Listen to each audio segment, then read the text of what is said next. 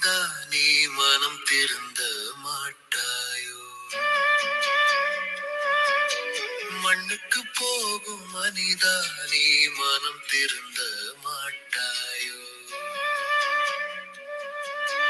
மானிடமே மானிடமே மனம் திரும்பிடு.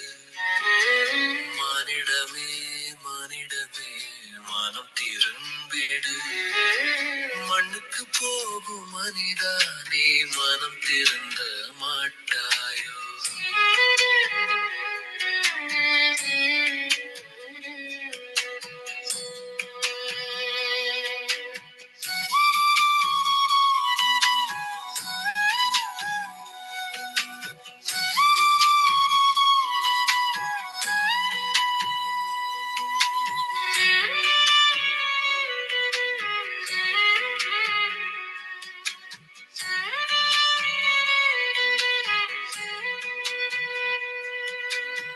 உலக வாழ்க்கை பெரியதென்று உறவை மறந்தாயோ?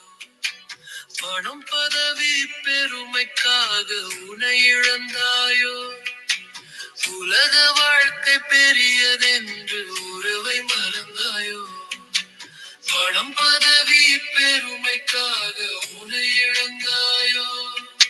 சிலுவை சுமந்த இயேசுவின் கண்ணீர் உன்னை அழைக்குது. திரும்பி வா நம் தேவனிடம். மண்ணுக்கு போகும் மனிதா நீ மனம் திருந்த மாட்டாயோ?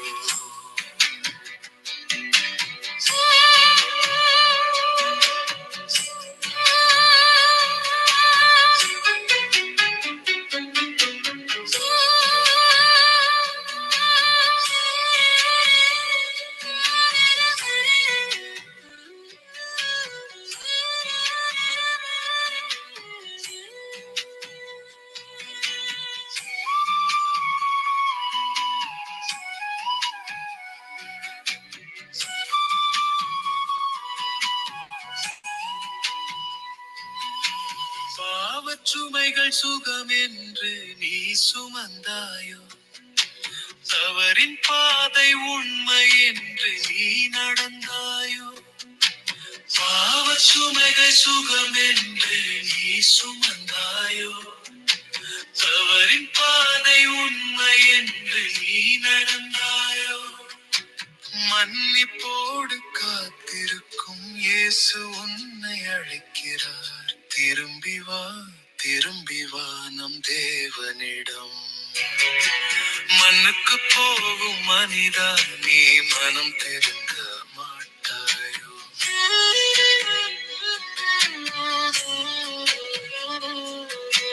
மண்ணுக்கு போகும் மனிதா நீ மனம் திருந்த மாட்டாயோ? மானிடமே மானிடமே மனம் திரும்பிடு. மானிடமே மானிடமே மனம் திரும்பிடு. மண்ணுக்கு போகும் மனிதா நீ மனம் திருந்த மாட்டாயோ?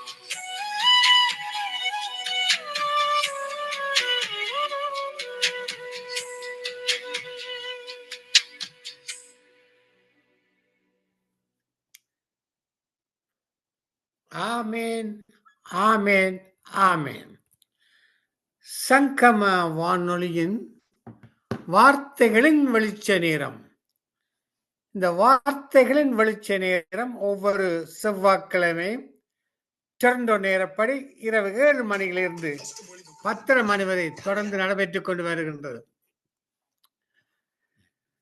சங்கீதம் 33:6 சொல்கிறது. சங்கீதம் 33:6, கர்த்தருடைய வார்த்தையினால் வானங்களும் அவருடைய வாயின் சுவாசத்தினால் அவைகளும் சர்வ சேனையும் உண்டாக்கப்பட்டது. இதை கேட்டுக்கொண்டிருக்கிற சகோதரி சகோதரியே,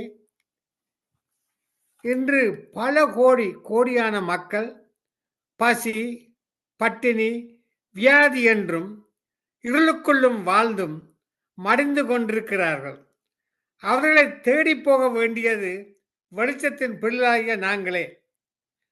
அவர்களின் சரீர பசி, ஆத்மா பசி தீர்க்க இருளிலிருந்து ஒளிக்குள் அழைத்து வர இன்று சிந்தித்து ஆராய்ந்து நிதானித்து ஆவியில் நிறைந்து இன்று செயல்படுவோமாக. இன்று அன்றாடம் நம்மை ஜீவப்படியாய் இருந்து நமது சுயத்தை சாகடித்து தேவ சித்த செய்ய நாம் வார்த்தையின் வெளிச்சத்தில் அழைக்கப்பட்டிருக்கிறோம். ஆமேன், ஆமேன், ஆமேன். தொடர்ந்து நாங்கள் நிகழ்ச்சி கடந்து செல்வோம். இன்றைய நாளிலே ஆரம்ப ஜெபம் வார்த்தைகளின் வெளிச்சத்துக்காக பாடப்பட்டு ஜெபித்து ஒரு பாடலை பாட வருகிற சிஸ்டர் கர்னா ஸ்காப்ரோ ஒன்டாரியோ. சங்கீதம் பிரத மகேந்திரன். இன்று சங்கீதம் 139 சங்கீதம் 1-8 வரை. ஊழியருக்கான ஜெபம் சிஸ்டர் டொலி கல்கரி. கேட்டுக்கொண்டிருக்கிற பிள்ளைகளுக்காக சிஸ்டர் ரஜன் அரங்கார்மணி வான்கூவர். இன்று 7:30 முதலாவது செய்தி பாஸ்டர் விக்டர் போல் இந்தியா. 7:30 pastor Martin India. 8 மணிக்கு பாஸ்டர் ஜோன் போல் ஆனந்த். ஜோன் போல் சமூகம் அளிப்பவரோ தெரியவில்லை. அவர் வந்தால் அவருடைய செய்தியை கேட்க முடியும். நாங்கள் ஒரு சிறு ஜெபத்தை எடுத்து சிஸ்டர் கருணா அழைப்போம். அன்பான பரலோக தகப்பனே சுவாமி, இந்த வார்த்தைகளின் வெளிச்சம் இருளான மக்களுக்கு செல்ல, இருளான நாடுகளுக்கு செல்ல நீ கிருபை செய்ய வேண்டுமாக ஜெபிக்கிறேன். ஐயா, நாங்கள் எல்லோரும் ஒருமனப்பட்டு ஐக்கியப்பட்டு பரத்தோடு பாதப்படியிலே வந்திருக்கிறோம். நீ எங்களை கண்ணோக்கி பார்க்கிற தேவனே, இன்றைய நாளே கையிட்ட செய்யும் ஒவ்வொரு நிகழ்ச்சியும் ஒவ்வொரு வார்த்தையிலும் ரட்சிக்கப்படாத மக்கள் ரட்சிக்கப்பட வேண்டும். நீதான் உண்மையான தெய்வம் என்று கண்டுகொள்ள ராஜா சங்கமி வானொலியின் மூலம் இந்த வார்த்தையின் வெளிச்சத்தை நீ ஆசீர்வதிக்க வேண்டுமாக செபிக்கிறேன். தொடக்கம் முதல் முடியும் வரை எந்த வித தடைகளும் வராதபடி சுவாமி நீ பாதுகாத்து ஆசீர்வதித்து வளர்த்த வேண்டுமாக ஜெபிக்கிறேன். ஐயா, தேவ பிள்ளைகள் நாட்டுக்காக இஸ்ரேல் நாளுக்காக ஜெபங்கள் எடுக்கும்போது சுவாமி இந்த ஜெபத்தை கேட்டு பதில் கொடுக்க வேண்டுமாக ஜெபிக்கிறேன். இன்று நாளே வார்த்தையை கொடுக்கிற தாசர்கள், தாளந்தை கொடுக்கிற பிள்ளைகள், கேட்டுக்கொண்டிருக்கிற பிள்ளைகள், 110 நாளில் கேட்கிற பிள்ளைகள் அனைவரையும் ஆசீர்வதித்து நீர் இன்றைய நாளை ஆசீர்வாதமாக ஒரு மனமகிழ்ச்சி நாளாக வார்த்தையில் வேறொன்றி கணவெடுக்கும் பிள்ளைகளாக நீ மாற்றி அமைக்க வேண்டுமாக எல்லாம் வல்ல இயேசு கிறிஸ்துவின் அதிகாரமுடன் நாமத்தினாலே ஜெபிக்கிறேன் பரமபிதாவே. ஆமேன், ஆமேன். இன்று முதலாவதாக இந்த வார்த்தைகளின் வெளிச்சத்துக்காக ஜெபித்து ஆவியான ஒரு பாடலை கொடுத்திருப்பார். அந்த பாடலை பாடி தேவனுடைய நாமத்தை மகிமைப்படுத்த வருகிறார் சிஸ்டர் கருணா அவர்களை வார்த்தை வெளிச்சத்தின் சார்பிலும் சங்கம வானொலி நிலையத்திலும் சார்பிலும் அவளை வரவேற்போமா? Praise Lord sister Esther Karuna. Praise the Lord, Uncle. Praise Lord, praise Lord, praise Lord. இன்றைய நாளிலே ஜெபியுங்கள். வார்த்தை வெளிச்சத்துக்காக ஜெபியுங்கள். இஸ்ரேல் நாட்டுக்காக ஜெபியுங்கள். கடந்துற பிள்ளைகளுக்காக ஜெபியுங்கள். கேட்டுக்கொண்டுற பிள்ளைகளுக்காக ஜெபியுங்கள். இப்ப இது கூட ஒப்பு கொடுக்கிறேன் சிஸ்டர், நீங்க வழி நடத்துங்கள். ஆமென். Amen. God bless you. ஹalleluya. ஸ்தோத்திரிக்கிறோம், நன்றி செலுத்துகிறோம். ஆராதனைக்குரியவரே நன்றியப்பா. நீதியின் நியாயமும் செய்கிறவரே உமக்கு நன்றியப்பா. ராஜாக்களின் இதயத்தை கடினப்படுத்தி கர்த்தர் உம்முடைய செயல்களை உம்முடைய சித்தத்தை இந்த பூமியிலே நீர் நடத்தி கொண்டிருக்கிறதை அறியாதபடி வாழ்கிற ஒவ்வொரு ரட்சிக்கப்படாத மக்களையும் உம்முடைய கரத்திலே நாங்கள் ஒப்பு கொடுக்கிறோம் ஆண்டவரே. அப்பா, இந்த நாளிலும் கர்த்தாவே ஒவ்வொரு தேசமும் தத்தளித்து கொண்டிருக்கிறது கர்த்தாவே. அப்பா, தகப்பனே, யுத்தங்களின் செய்திகளை நாங்கள் கேள்விப்படுகிறோம் ஆண்டவரே. கடைசி காலங்களில் எல்லாம் நடக்கும் என்று உம்முடைய வார்த்தை சொன்னபடியே எல்லா வார்த்தைகளும் நிறைவேறி கொண்டிருக்கிறது ஆண்டவரே. வானமும் பூமியும் ஒழிந்து போகும், என்னுடைய வார்த்தைகளோ ஒருபோதும் ஒழிந்து போவதில்லை என்று உம்முடைய வார்த்தையின்படியே கர்த்தாவே ஒவ்வொரு காரியமும் கர்த்தாவே இந்த பூமியிலே நிறைவேறி கொண்டிருக்கிறது. நாங்கள் உமக்கு பயந்தவர்களாய் உம்முடைய சன்னிதானத்திலே கர்த்தாவே உம்முடைய நித்திய ராஜ்யத்துக்கு எங்களை தகுதிப்படுத்தும்படியாய் நாங்கள் ஒப்புக்கொடுத்து ஜெபிக்கிறோம். எல்லாரையும் இழுத்துக் கொள்ளுங்க அப்பா. ரட்சிப்புக்காக காத்திருக்கிற ஒவ்வொரு சிருஷ்டியையும் கர்த்தர் உம்முடைய திருப்பாதத்தில் ஒப்பு கொடுக்கிறோம் அப்பா. அந்த ஆத்துமாக்களை சந்திக்கும்படியாய் ஆயத்தப்படுத்துகிற ஒவ்வொரு மனிதனையும் கர்த்தாவை நீங்கள் பலப்படுத்துங்க ஆண்டவரே. உம்முடைய சத்தியத்தை சுமந்து போகிறவர்களை ஆசீர்வதிங்க, தொடர்ந்து வழி நடத்துங்க. சமயம் வாய்த்தாலும் வாய்க்காவிட்டாலும் தேவனுடைய சுவிசேஷத்தை சொல்லும்படியாய் கட்டளையிடப்பட்டிருக்கிறது ஆண்டவரே. அப்பா தகப்பனே, நாங்கள் நிற்பதும் நீர் மூலமாகாதிருப்பதும் உம்முடைய மகா சுத்த கிருபை ராஜா தகப்பனே. அதுபோல இந்த உலகத்திலே கர்த்தாவே ஒவ்வொருவரும் உம்முடைய அன்பையும் உம்முடைய ஆசீர்வாதத்தை உணர்ந்து கொள்ளும்படியாய் எல்லாரையும் உம்முடைய திருப்பாத்தில் ஒப்புக் கொடுக்கிறோம். கேட்கிற பிள்ளைகளை ஒப்புக் கொடுக்கிறோம். ஆசீர்வதிங்க, ரட்சிப்பு உங்களுடையது ஆண்டவரே. அப்பா எல்லாரையும் இழுத்துக் கொள்ளுங்க ஆண்டவரே. அப்பா இந்த ரேடியோவை நடத்துகிற சவரன்ல ஸ்ரீபிரதற்காக அவருடைய மனைவி ரீட்டா பிள்ளைகளுக்காக கூட ஜெபிக்கிறோம். தொடர்ந்து இந்த ஊழியத்தை செய்யும்படியா கர்த்தர் உம்முடைய கிருபை அவர்களோடு எப்போதும் கூட இருக்க வேண்டுமா ஒப்பு கொடுத்து ஜெபிக்கிறோம். ஆசீர்வதிங்க, தொடர்ந்து வழி நடத்துங்க. குடும்ப தேவைகள் எல்லாவற்றையும் சந்தித்துள்ளபடியாய் ஒப்பு கொடுக்கிறோம்.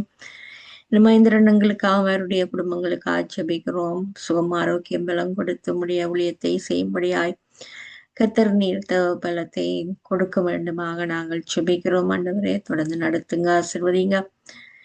இன்னும் டோலிக்காக, சாரி ரஞ்சினி அலங்காரமணிக்காக, இன்னும் சுபா இளங்கோக்காக, அவர்களுடைய குடும்பங்களுக்காக, அவருடைய தேவைகளுக்காக, உம்முடைய ஊழியத்துக்காக தங்களை ஆயத்தப்படுத்தி இருக்கிற இந்த சௌகரியங்களை மென்மேலும் ஆசீர்வதிங்க. உம்முடைய அபிஷேகத்தினால் நிரப்புங்க. சுகம் பலம் ஆரோக்கியத்தினாலே நிரப்புங்க. குடும்ப காரியங்களிலே அப்பா மன விருப்பங்கள் எல்லாவற்றையும் நீர் ஆராய்ந்தறிகிறவரே தகப்பனே. உம்முடைய மனுஷனுடைய ஆவி கத்த தந்த தீபமாயிருக்கிறது. அது உள்ளத்தில் உள்ளவைகளை எல்லாம் ஆராய்ந்து பார்க்கும் என்று வேதம் சொல்லுகிறது ஆண்டவரே. அப்பா நீர் எங்களுக்கு தந்த தீபம் கத்தாவே, அது எப்போதும் மங்கி எரியாத தீபமாய் எப்போதும் உமக்காக இருந்து கொள்கிற தீபமாய் அந்த சவர்களோடும் கூட இருந்து வழி நடத்த வேண்டுமாக நாங்கள் ஜெபிக்கிறோம். அப்பா தொடர்ந்து ஊழியத்தை செய்கிற ஒவ்வொருவரையும் இந்த இடத்திலே வந்து வார்த்தைகளை கொடுக்கிற ஒவ்வொரு ஊழியக்காரரும் அவருடைய சபைகளையும் ஒப்பு கொடுக்கிறோம். உம்முடைய திருச்சித்தம் அவர்களுடைய வாழ்க்கையிலே நிறைவேற்றும் உமக்காக தங்களை ஒப்பு கொடுத்திருக்கிற ஒவ்வொருவரும் கவனமாய் கர்த்தர் உம்முடைய வார்த்தையின்படியே நடந்து ஆத்துமாக்களுக்காக தங்களுடைய வாழ்க்கையை கொடுத்திருக்கிறவர்களை ஆசீர்வதிங்க, தொடர்ந்து வழி நடத்துங்க. அப்பா நீங்க பச்சாபாதம் இல்லாத தகப்பன் ஆண்டவரே. அப்பா உயர்ந்தவன் தாழ்ந்தவன் என்று இல்லாதபடி நீர் எல்லாரையும் மண்டை இழுத்து கொள்ள வல்லமை உள்ளவராயிருக்கிற தகப்பனாயிருக்கிறீர் ஆண்டவரே. அவர்கள் ஒவ்வொருவரையுடைய இருதயத்திலும் நீங்கள் குடியிருக்கிறவராயிருக்கிறீங்க ஆண்டவரே. அவர்களுடைய குடும்பத்தை உம்முடைய திருப்பாத்தில் ஒப்புக் கொடுக்கிறோம். தொடர்ந்து வழி நடத்துங்க, இழுத்துக் கொள்ளுங்க ஆண்டவரே. எல்லாரையும் ஆத்மா பாரமாய் கத்தாவே உம்முடைய சபைகளிலே எல்லா பின்மாற்றத்தில் உள்ள மக்களும் வந்து சேரும்படியாய் அந்த மக்களை விசாரிக்கும்படியாய் நீர் ஆயத்தப்படுத்தி வைத்திருக்கிற எல்லாரையும் உம்முடைய திருக்கிற தலை ஆசிர்வதிங்க, தொடர்ந்து வழி நடத்துங்க. குடும்பத்தின் பிள்ளைகளை பாதுகாத்துக் கொள்ளுங்க, இரத்த கொட்டைக்குள்ளாக மறைத்துக் கொள்ளுங்க. அப்பா தகப்பனே, இந்த உலகத்தின் அதிபதியான சாத்தானுடைய கரங்களில் இருந்து எல்லா ஜீவனையும் மீட்டுக் கொள்ளும்படியாய் கர்த்தர் அவர்களோடு நீர் கூட இருக்க வேண்டுமாக நாங்கள் ஜெபிக்கிறோம். தொடர்ந்து வழி நடத்துங்க. இஸ்ரவேல் மக்களை உம்முடைய கரத்தில் ஒப்புக் கொடுக்கிறோம் அப்பா. அப்பா அங்கு கேட்கிற யுத்தங்களுடைய செய்திகளை கேட்டு அவர்கள் கலங்காதபடி மேசியா நீர் வந்து விட்டதை உணரும்படியாய் அவர்களோடு கூட இருங்க ஆண்டவரே. அப்பா தகப்பனே, மேசியா இனிமேல் தான் வரப்போகிறார் என்ற எதிர்பார்ப்போடு அவர்கள் செய்கிற எல்லா நியாயப்பிரமாண காலத்து காரியங்கள் எல்லாவற்றிலிருந்து அவர்களுடைய பாவங்களை மன்னித்து விடுதலையாக்க வேண்டுமாக நாங்கள் ஜெபிக்கிறோம் அப்பா தகப்பனே. இந்த அந்த கிறிஸ்துவின் 7 வருட ஆட்சியின் போது கர்த்தர் இந்த ஜனங்கள் அந்த அவனுடைய கரங்களுக்குள்ளே அகப்படாதபடி ரட்சிப்பை காணட்டும் ஆண்டவரே. உம்முடைய வருகையிலே, உம்முடைய ரகசிய வருகையிலே எல்லாரும் எடுத்துக் கொள்ளப்பட வேண்டுமாக நாங்கள் வாஞ்சிக்கிறோம் ஆண்டவரே. எங்களை கரை திரையற்றவர்களாய் இஸ்ரவேல் மக்களின் கரை திரையற்றவர்களாய் கர்த்தாவே அவர்களை நீங்க பாதுகாக்கும்படியாய் நாங்கள் கொடுத்து ஜெபிக்கிறோம். தொடர்ந்து வழி நடத்துங்க, ஆசிர்வதிங்க. அது போல உள்ள ஒவ்வொரு நாட்டு மக்களையும் ஒப்பு கொடுக்கிறோம் ஆண்டவரே. அந்த தேசங்கள் அழிந்து கொண்டிருக்கிறதப்பா. அப்பா உம்முடைய வார்த்தை கர்த்தாவே, அந்த தேசங்கள் எருசலேம் நகரத்தை கடைசி நாளில் மிதிக்கும் என்று சொன்ன அந்த பிரஜாதியாரால் மிதிக்கப்படும் அந்த தேசம் கர்த்தாவே, உம்முடைய மக்கள் அறியாமல் செய்கிற தவறுகளை மன்னித்து அவர்களுக்கு கண்டித்து உணர்த்துங்க. அந்த இடத்திலே அநேக ஊழியங்களை பெருக பண்ணுங்க. உம்முடைய சத்தியம் கடந்து போகட்டும் ஆண்டவரே. மனிதர்கள் அழித்து போடாதபடி கர்த்தர் உம்முடைய அன்பினாலே எல்லாரையும் பாதுகாக்கிறது போல அவர்கள் மனம் திரும்பும்படியாய் உம்முடைய சத்தியம் கடந்து போகட்டும். குழந்தைகள், வாலிபர்கள், வயோதிபர்கள் எல்லாரும் கலக்கத்தோடு அந்த இடங்களிலே வாழ்ந்து கொண்டிருக்கிறார்கள் சுவாமி. எல்லாரையும் விடுதலையாக்கும்படியாய் நாங்கள் ஒப்பு கொடுக்கிறோம். வேலைகளுக்காக சென்ற ஒவ்வொரு குடும்ப அங்கஸ்தவர்களும் அப்பா மீண்டும் தங்களுடைய குடும்பங்களோடு சேரும்படியாய் கர்த்தர் மனம் இறக்க வேண்டுமாக செபிக்கிறோம். யுத்தத்துக்காக கடந்து போயிருக்கிற அந்த குடும்ப உறுப்பினர்களுக்காக கலங்கி கொண்டிருக்கிற குடும்பங்களை பாதுகாத்து கொள்ளுங்க அப்பா. எல்லாரையும் உடைய இரத்த கொட்டைக்குள்ளாக மறைத்துக் கொள்ள வேண்டுமா நாங்கள் ஒப்பு கொடுத்து செபிக்கிறோம் ஆண்டவரே. அப்பா இது கடைசி காலம், இனி காலம் செல்லாது என்று சொன்னபடி கர்த்தாவே எல்லாருடைய மனம் திரும்புதலும் ஒவ்வொருவருடைய கரத்திலும் உண்டு. எல்லாரும் புறப்பட்டு சத்தியத்தை சொல்ல கர்த்தர் நீர் எல்லாருடைய இருதயங்களையோ அப்படியாய் ஒப்பு கொடுத்து செபிக்கிறோம். தொடர்ந்து எல்லாரையும் பாதுகாத்து கொள்ளுங்க. தேவைகள் எல்லாவற்றையும் சந்தித்திருளுங்க. உணவு, உடை, உரையில் கொடுத்தருள வேண்டுமாக செபிக்கிறோம். இந்த கனடா தேசத்துக்காக நன்றி செலுத்துகிறோம். தொடர்ந்து இந்த தேசத்தை ஆளுவர்களை உம்முடைய கருத்தில் ஒப்பு கொடுக்கிறோம். ஞானமாய் நடக்க கிருபை பாராட்டுங்க ஆண்டவரே. அப்பா நீர் யுத்தத்துக்கும் பஞ்ச காலத்துக்கும் தப்பு வைக்கிற தகப்பன் ஆண்டவரே, எங்கள் எல்லாரையும் உடைய கருத்திலே ஒப்பு கொடுக்கிறோம். இலங்கை தேசத்துக்காக ஜெபிக்கிறோம். அந்த தேசத்தை சுற்றி இருக்கிற எல்லா சூழ்நிலைகளையும் நீங்க அறிவீங்க ஆண்டவரே. எல்லா புல்லாங்கானவனையும் அக்கினி அஸ்திரங்களுக்கு தப்பி வைக்கும்படியாய் கர்த்தர் அந்த தேசத்தோடும் கூட இருக்க வேண்டுமாக நாங்கள் ஜெபிக்கிறோம். அழுகை செய்கிறவரை ஒப்பு கொடுக்கிறோம். பாதுகாத்து கொள்ளுங்க, வழி நடத்துங்க. நீதி நியாயமாய் நடக்கிற அந்த அதிபதிக்காக நாங்கள் நன்றி செலுத்துகிறோம். தொடர்ந்து அவரையும் அவருடைய குடும்பங்களை ஒப்பு கொடுத்து செபிக்கிறோம். இன்னும் கர்த்தாவே சிறைச்சாலையில் இருக்கிறவர்கள் அந்த சிறை கதவு கூட உம்முடைய சத்தியத்தை அறியட்டும் அப்பா. ஊழியங்கள் அந்த இடத்துக்கு கடந்து போய் அந்த ஜனங்களை விடுதலையாக்க வேண்டுமாக நாங்கள் ஒப்பு கொடுக்கிறோம். அது போல வைத்தியசாலையில் இருக்கிறவர்கள் உம்முடைய சத்தியத்தை அறியும்படியாய் அப்பா எல்லாரையும் உம்முடைய பிள்ளைகளுக்கு உதவியோ தாசையுமாய் மன உருக்கத்தோடு அந்த இடத்துக்கு கடந்து போய் அவர்களை விடுதலையாக்கும்படியாய் ஊழியங்களை ஆயத்தப்படுத்துங்க. வியாதி படுக்கைகள் எல்லாவற்றையும் நீர் மாற்றி போடுகிறவர் நீர் பரம வைத்தியன் என்பதை அவர்கள் அறியட்டும் ஆண்டவரே. அதுபோல போதை வஸ்துகளுக்கு அடிமையானவர்கள் விடுதலையாக்கப்படட்டும். குடும்பங்களை விட்டு அவர்கள் தங்களுடைய சிந்தைகளை குழப்பி கர்த்தாவே எல்லாவற்றையும் இழந்து போயிருக்கிற இந்த நேரத்திலே நீர் அவர்களுக்கு ஒளியாய் வந்தவர் என்பதை அறியும்படியாய் வனக்கண்களை திறந்து கொடுங்க, தெளிந்த புத்தியை கொடுங்க, பாதுகாத்து கொள்ளுங்க அப்பா. எல்லாவற்றையும் பொறுப்படுங்க. இந்த கருவியில ஒன்றோடு கூட இருங்க. எல்லாவற்றையும் நேர்த்தியாய் செய்யும்படியாய் உம்முடைய திருப்பாத்திலே நாங்கள் ஒப்பு கொடுத்து செபிக்கிறோம். எல்லாரையும் பரிசுத்தப்படுத்த வேண்டுமாக நாங்கள் கேட்டுக்கொள்கிறோம் அப்பா. எங்களுடைய ஜெபங்கள் தூபம் போல உம்முடைய சமூகத்துக்கு வந்து எட்டுவதாக ஆண்டவரே. அப்பா எல்லாருக்கும் நீர் மன்னிக்கிற தகப்பனாயிருக்கிறீர். தெரிந்தும் தெரியாமல் செய்த பாவங்களை மன்னித்து எப்போதும் நீரங்களை அரவணைக்க காத்திருக்கிறவர் கர்த்தாவே தகப்பனே. ஒரு தகப்பன் தன் பிள்ளையை சிட்சிக்கிறது போல எங்களை நீர் சிட்சிக்க காத்திருக்கிறவர். எங்களை விட்டு கொடுத்து உம்முடைய திருப்பாதத்தில் நாங்கள் சரணடைகிறோம். எல்லாரையும் ஒப்பு கொடுக்கிறோம். எல்லாவற்றையும் அன்பர் இயேசு கிறிஸ்துவின் பார்த்து ஜெபிக்கிறேன் நல்ல பிதாவே, ஆமென். ஆராதனையில் பிரியம் உள்ளவரே, உம்மை ஆராதனை செய்கிறோம் ஐயா. துதியின் மத்தியில் வாசம் செய்பவரே, உம்மை துதித்து நாங்கள் மகிழ்கிறோம் ஐயா. ஆராதனையில் பிரியம் உள்ளவரே, உம்மை ஆராதனை செய்கிறோம் ஐயா. துதியின் மத்தியில் வாசம் செய்பவரே, உம்மை துதித்து நாங்கள் மகிழ்கிறோம் ஐயா. துதியும் கனமும் மகிமையும் உமக்கே நாங்கள் தருகிறோம். துதியும் கனமும் மகிமையும் உமக்கே நாங்கள் தருகிறோம். துதிக்கிறோம், உம்மை துதிக்கிறோம், துதிக்கிறோம், உம்மை துதிக்கிறோம்.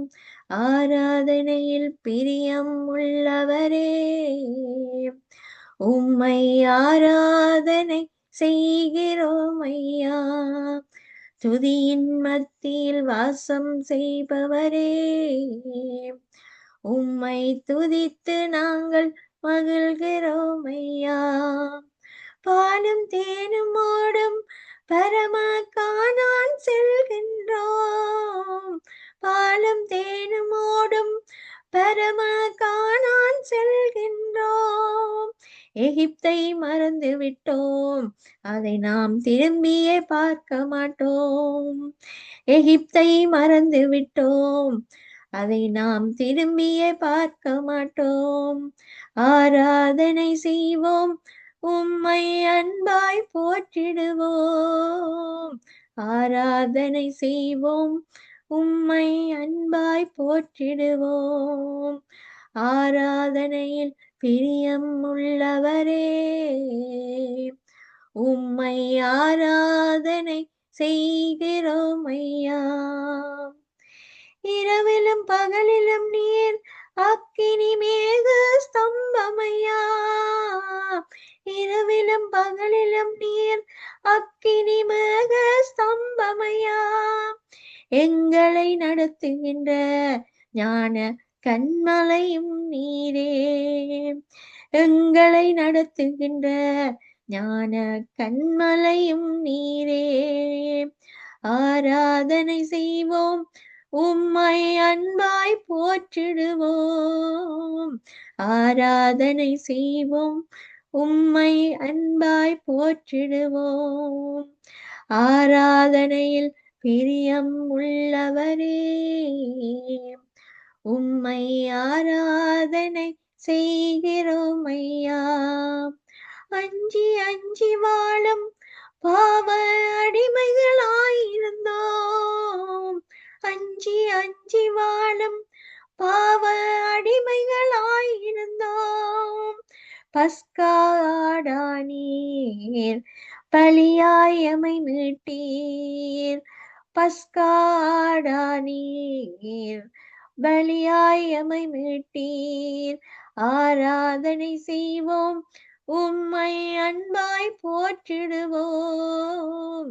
ஆராதனை செய்வோம், உம்மை அன்பாய் போற்றிடுவோம்.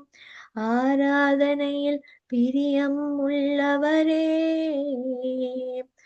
உம்மை ஆராதனை செய்கிறோம் ஐயா. துதியின் மத்தியில் வாசம் செய்பவரே, உம்மை துதித்து நாங்கள் மகிழ்கிறோம் ஐயா. ஆராதனையில் பிரியம் உள்ளவரே, உம்மை ஆராதனை செய்கிறோம் ஐயா. Praise the Lord, uncle. ஆமேன், ஆமேன். நன்றி சிஸ்டர் கருணா. இன்றைய நாளிலே நாடுகளுக்காக வார்த்தை விஷயத்துக்காக பாடப்பட்டு ஜெபித்து ஒரு அருமையான ஆராதனை பாடல். ஆராதனையில் பிரியமுள்ளவரே, நம்ம குறித்து ஆண்டவருக்கு ஒரு பெரிய எதிர்பார்ப்பு உண்டு. இந்த ஜனத்தை எனக்கென்று ஏற்படுத்தினேன், இவர்கள் துதியை சொல்லி வருவார்கள். இந்த கேட்டுக்கொண்ட சகோதர சகோதரியே, கர்த்தர் எதற்காக நம்மை ஏற்படுத்தினார்? எதற்காக நம்மை இவ்வுலகில் சிருஷ்டித்தார்? அவரை துதிப்பதற்காகவே, அவரை ஆராய்ப்பதற்காகவே.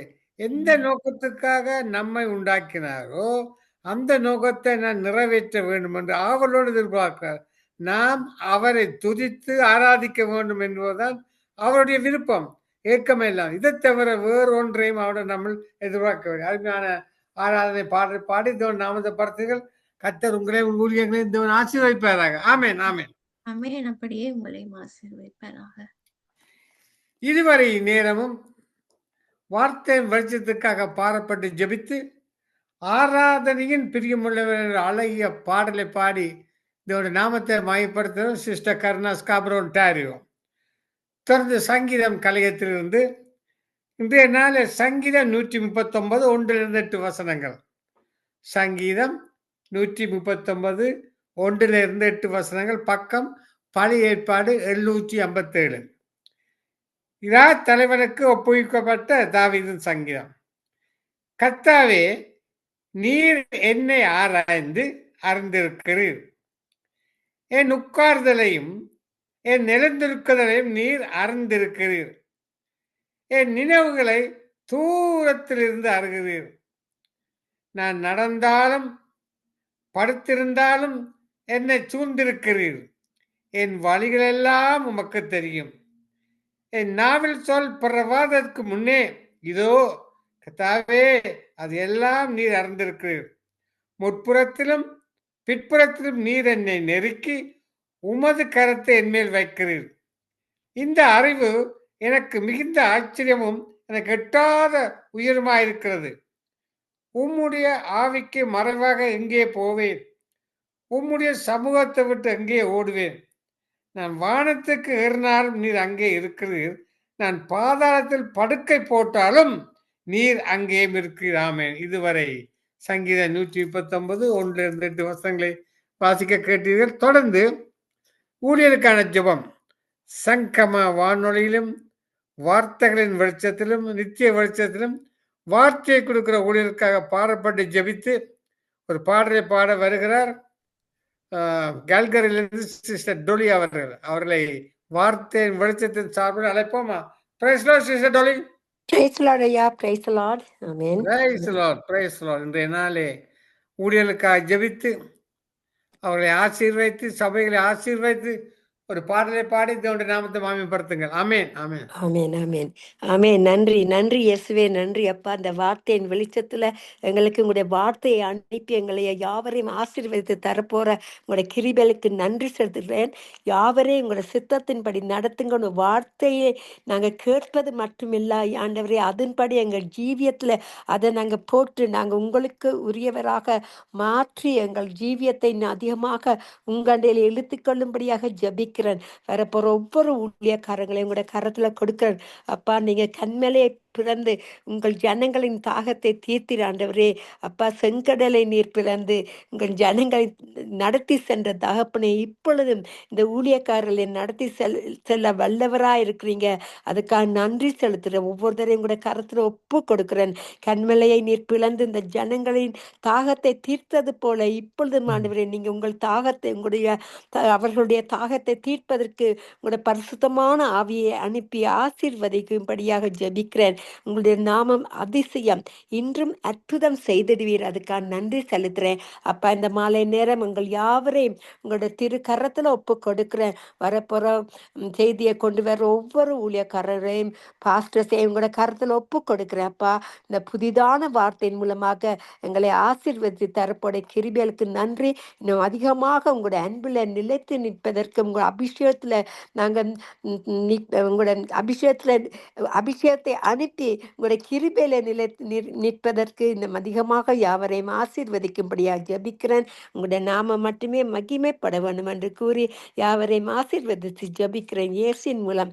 என்னை தாழ்த்தி என் பிதாவே. நன்றி இயேசுவே, நன்றி. ஆமேன், ஆமேன், ஆமேன்.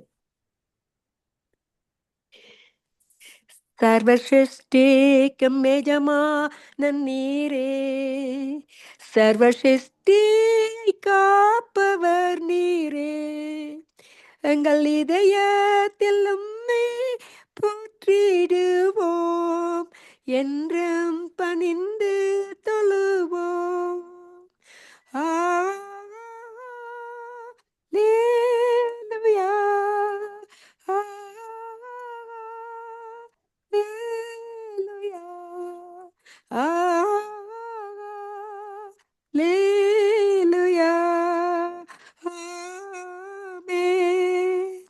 வானம் பூமி ஒளிந்து போனாலும் வார்த்தை என்றும் மாறாதே.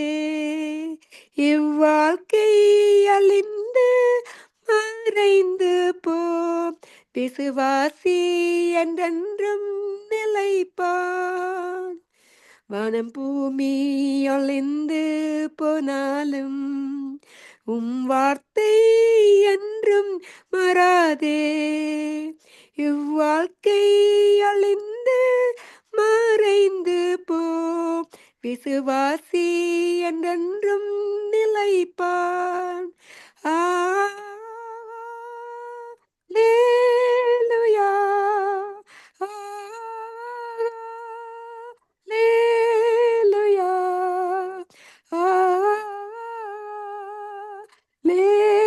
Hallelujah. கத்தரின் கிரிகைகள் நாங்கள் கிருபை எங்கள் மேல் ஊற்றுவீரே. அவியாத்மா சரீரம் சொந்தமே, அதை சாத்தான் தொடாமல் கற்பீரே.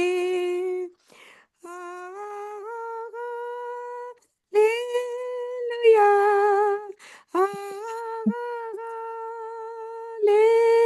Hallelujah. Hallelujah.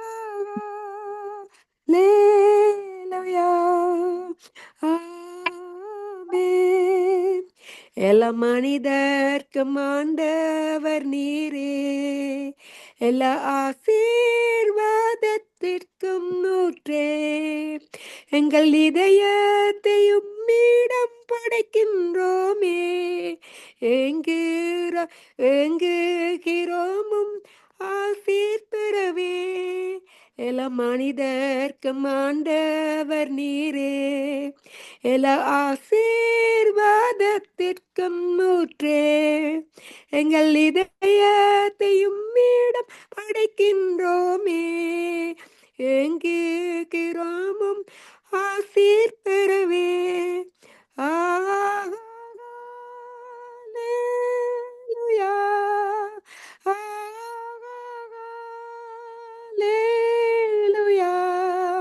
Hallelujah.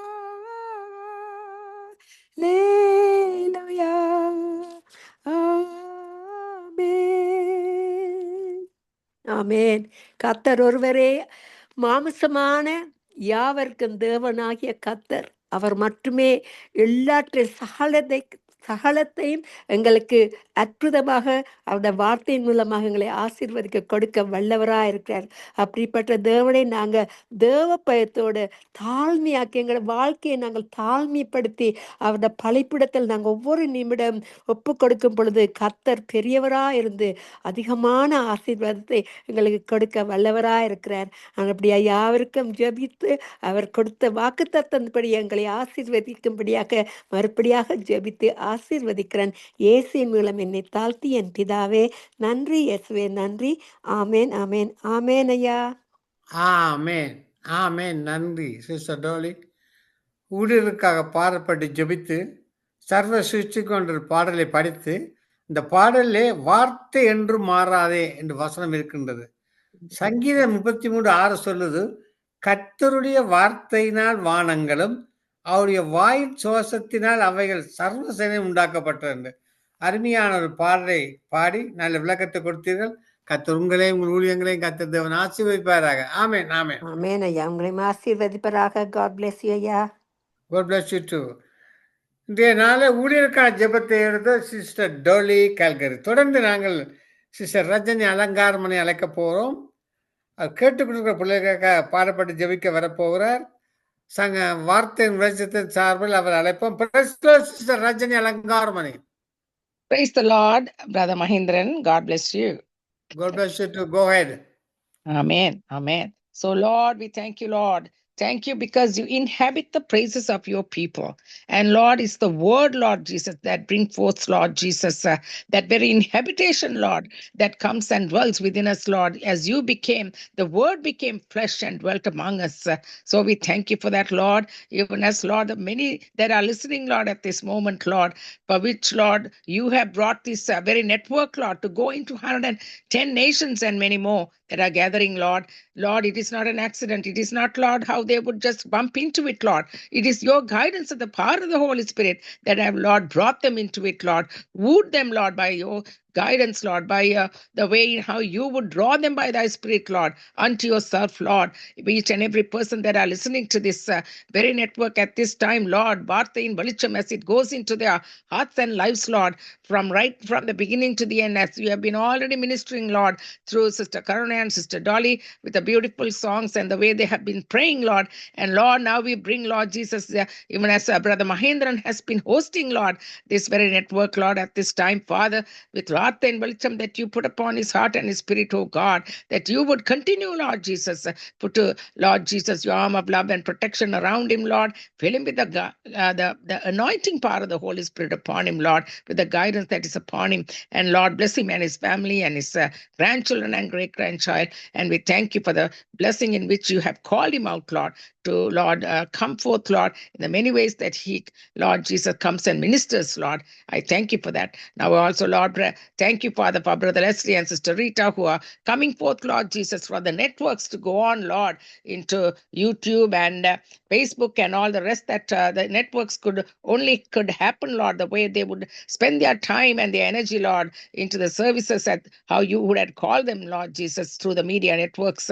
And I thank you for their dedication and service, Lord. Protect them, keep them, lead them, and guide them every step of the way. And also, Lord, thank you for Sister Rita, who is also working alongside, Lord, that takes many hours to put the programs together with coordination with Brother Mahendran, working alongside, Lord, to call everybody and coordinate everybody, Lord, to get that program going, Lord, right from, Lord, morning till evening, Lord, as it takes, Lord, for all that it takes, Lord. It takes manpower, Lord, but it comes through the guidance of your Holy Spirit, Lord. Our own flesh are nothing, Lord, that we can depend upon the arm of flesh that we can lean upon, but only your Spirit that comes through, Lord, and leads and guides, Lord, to bring forth honor and glory to you.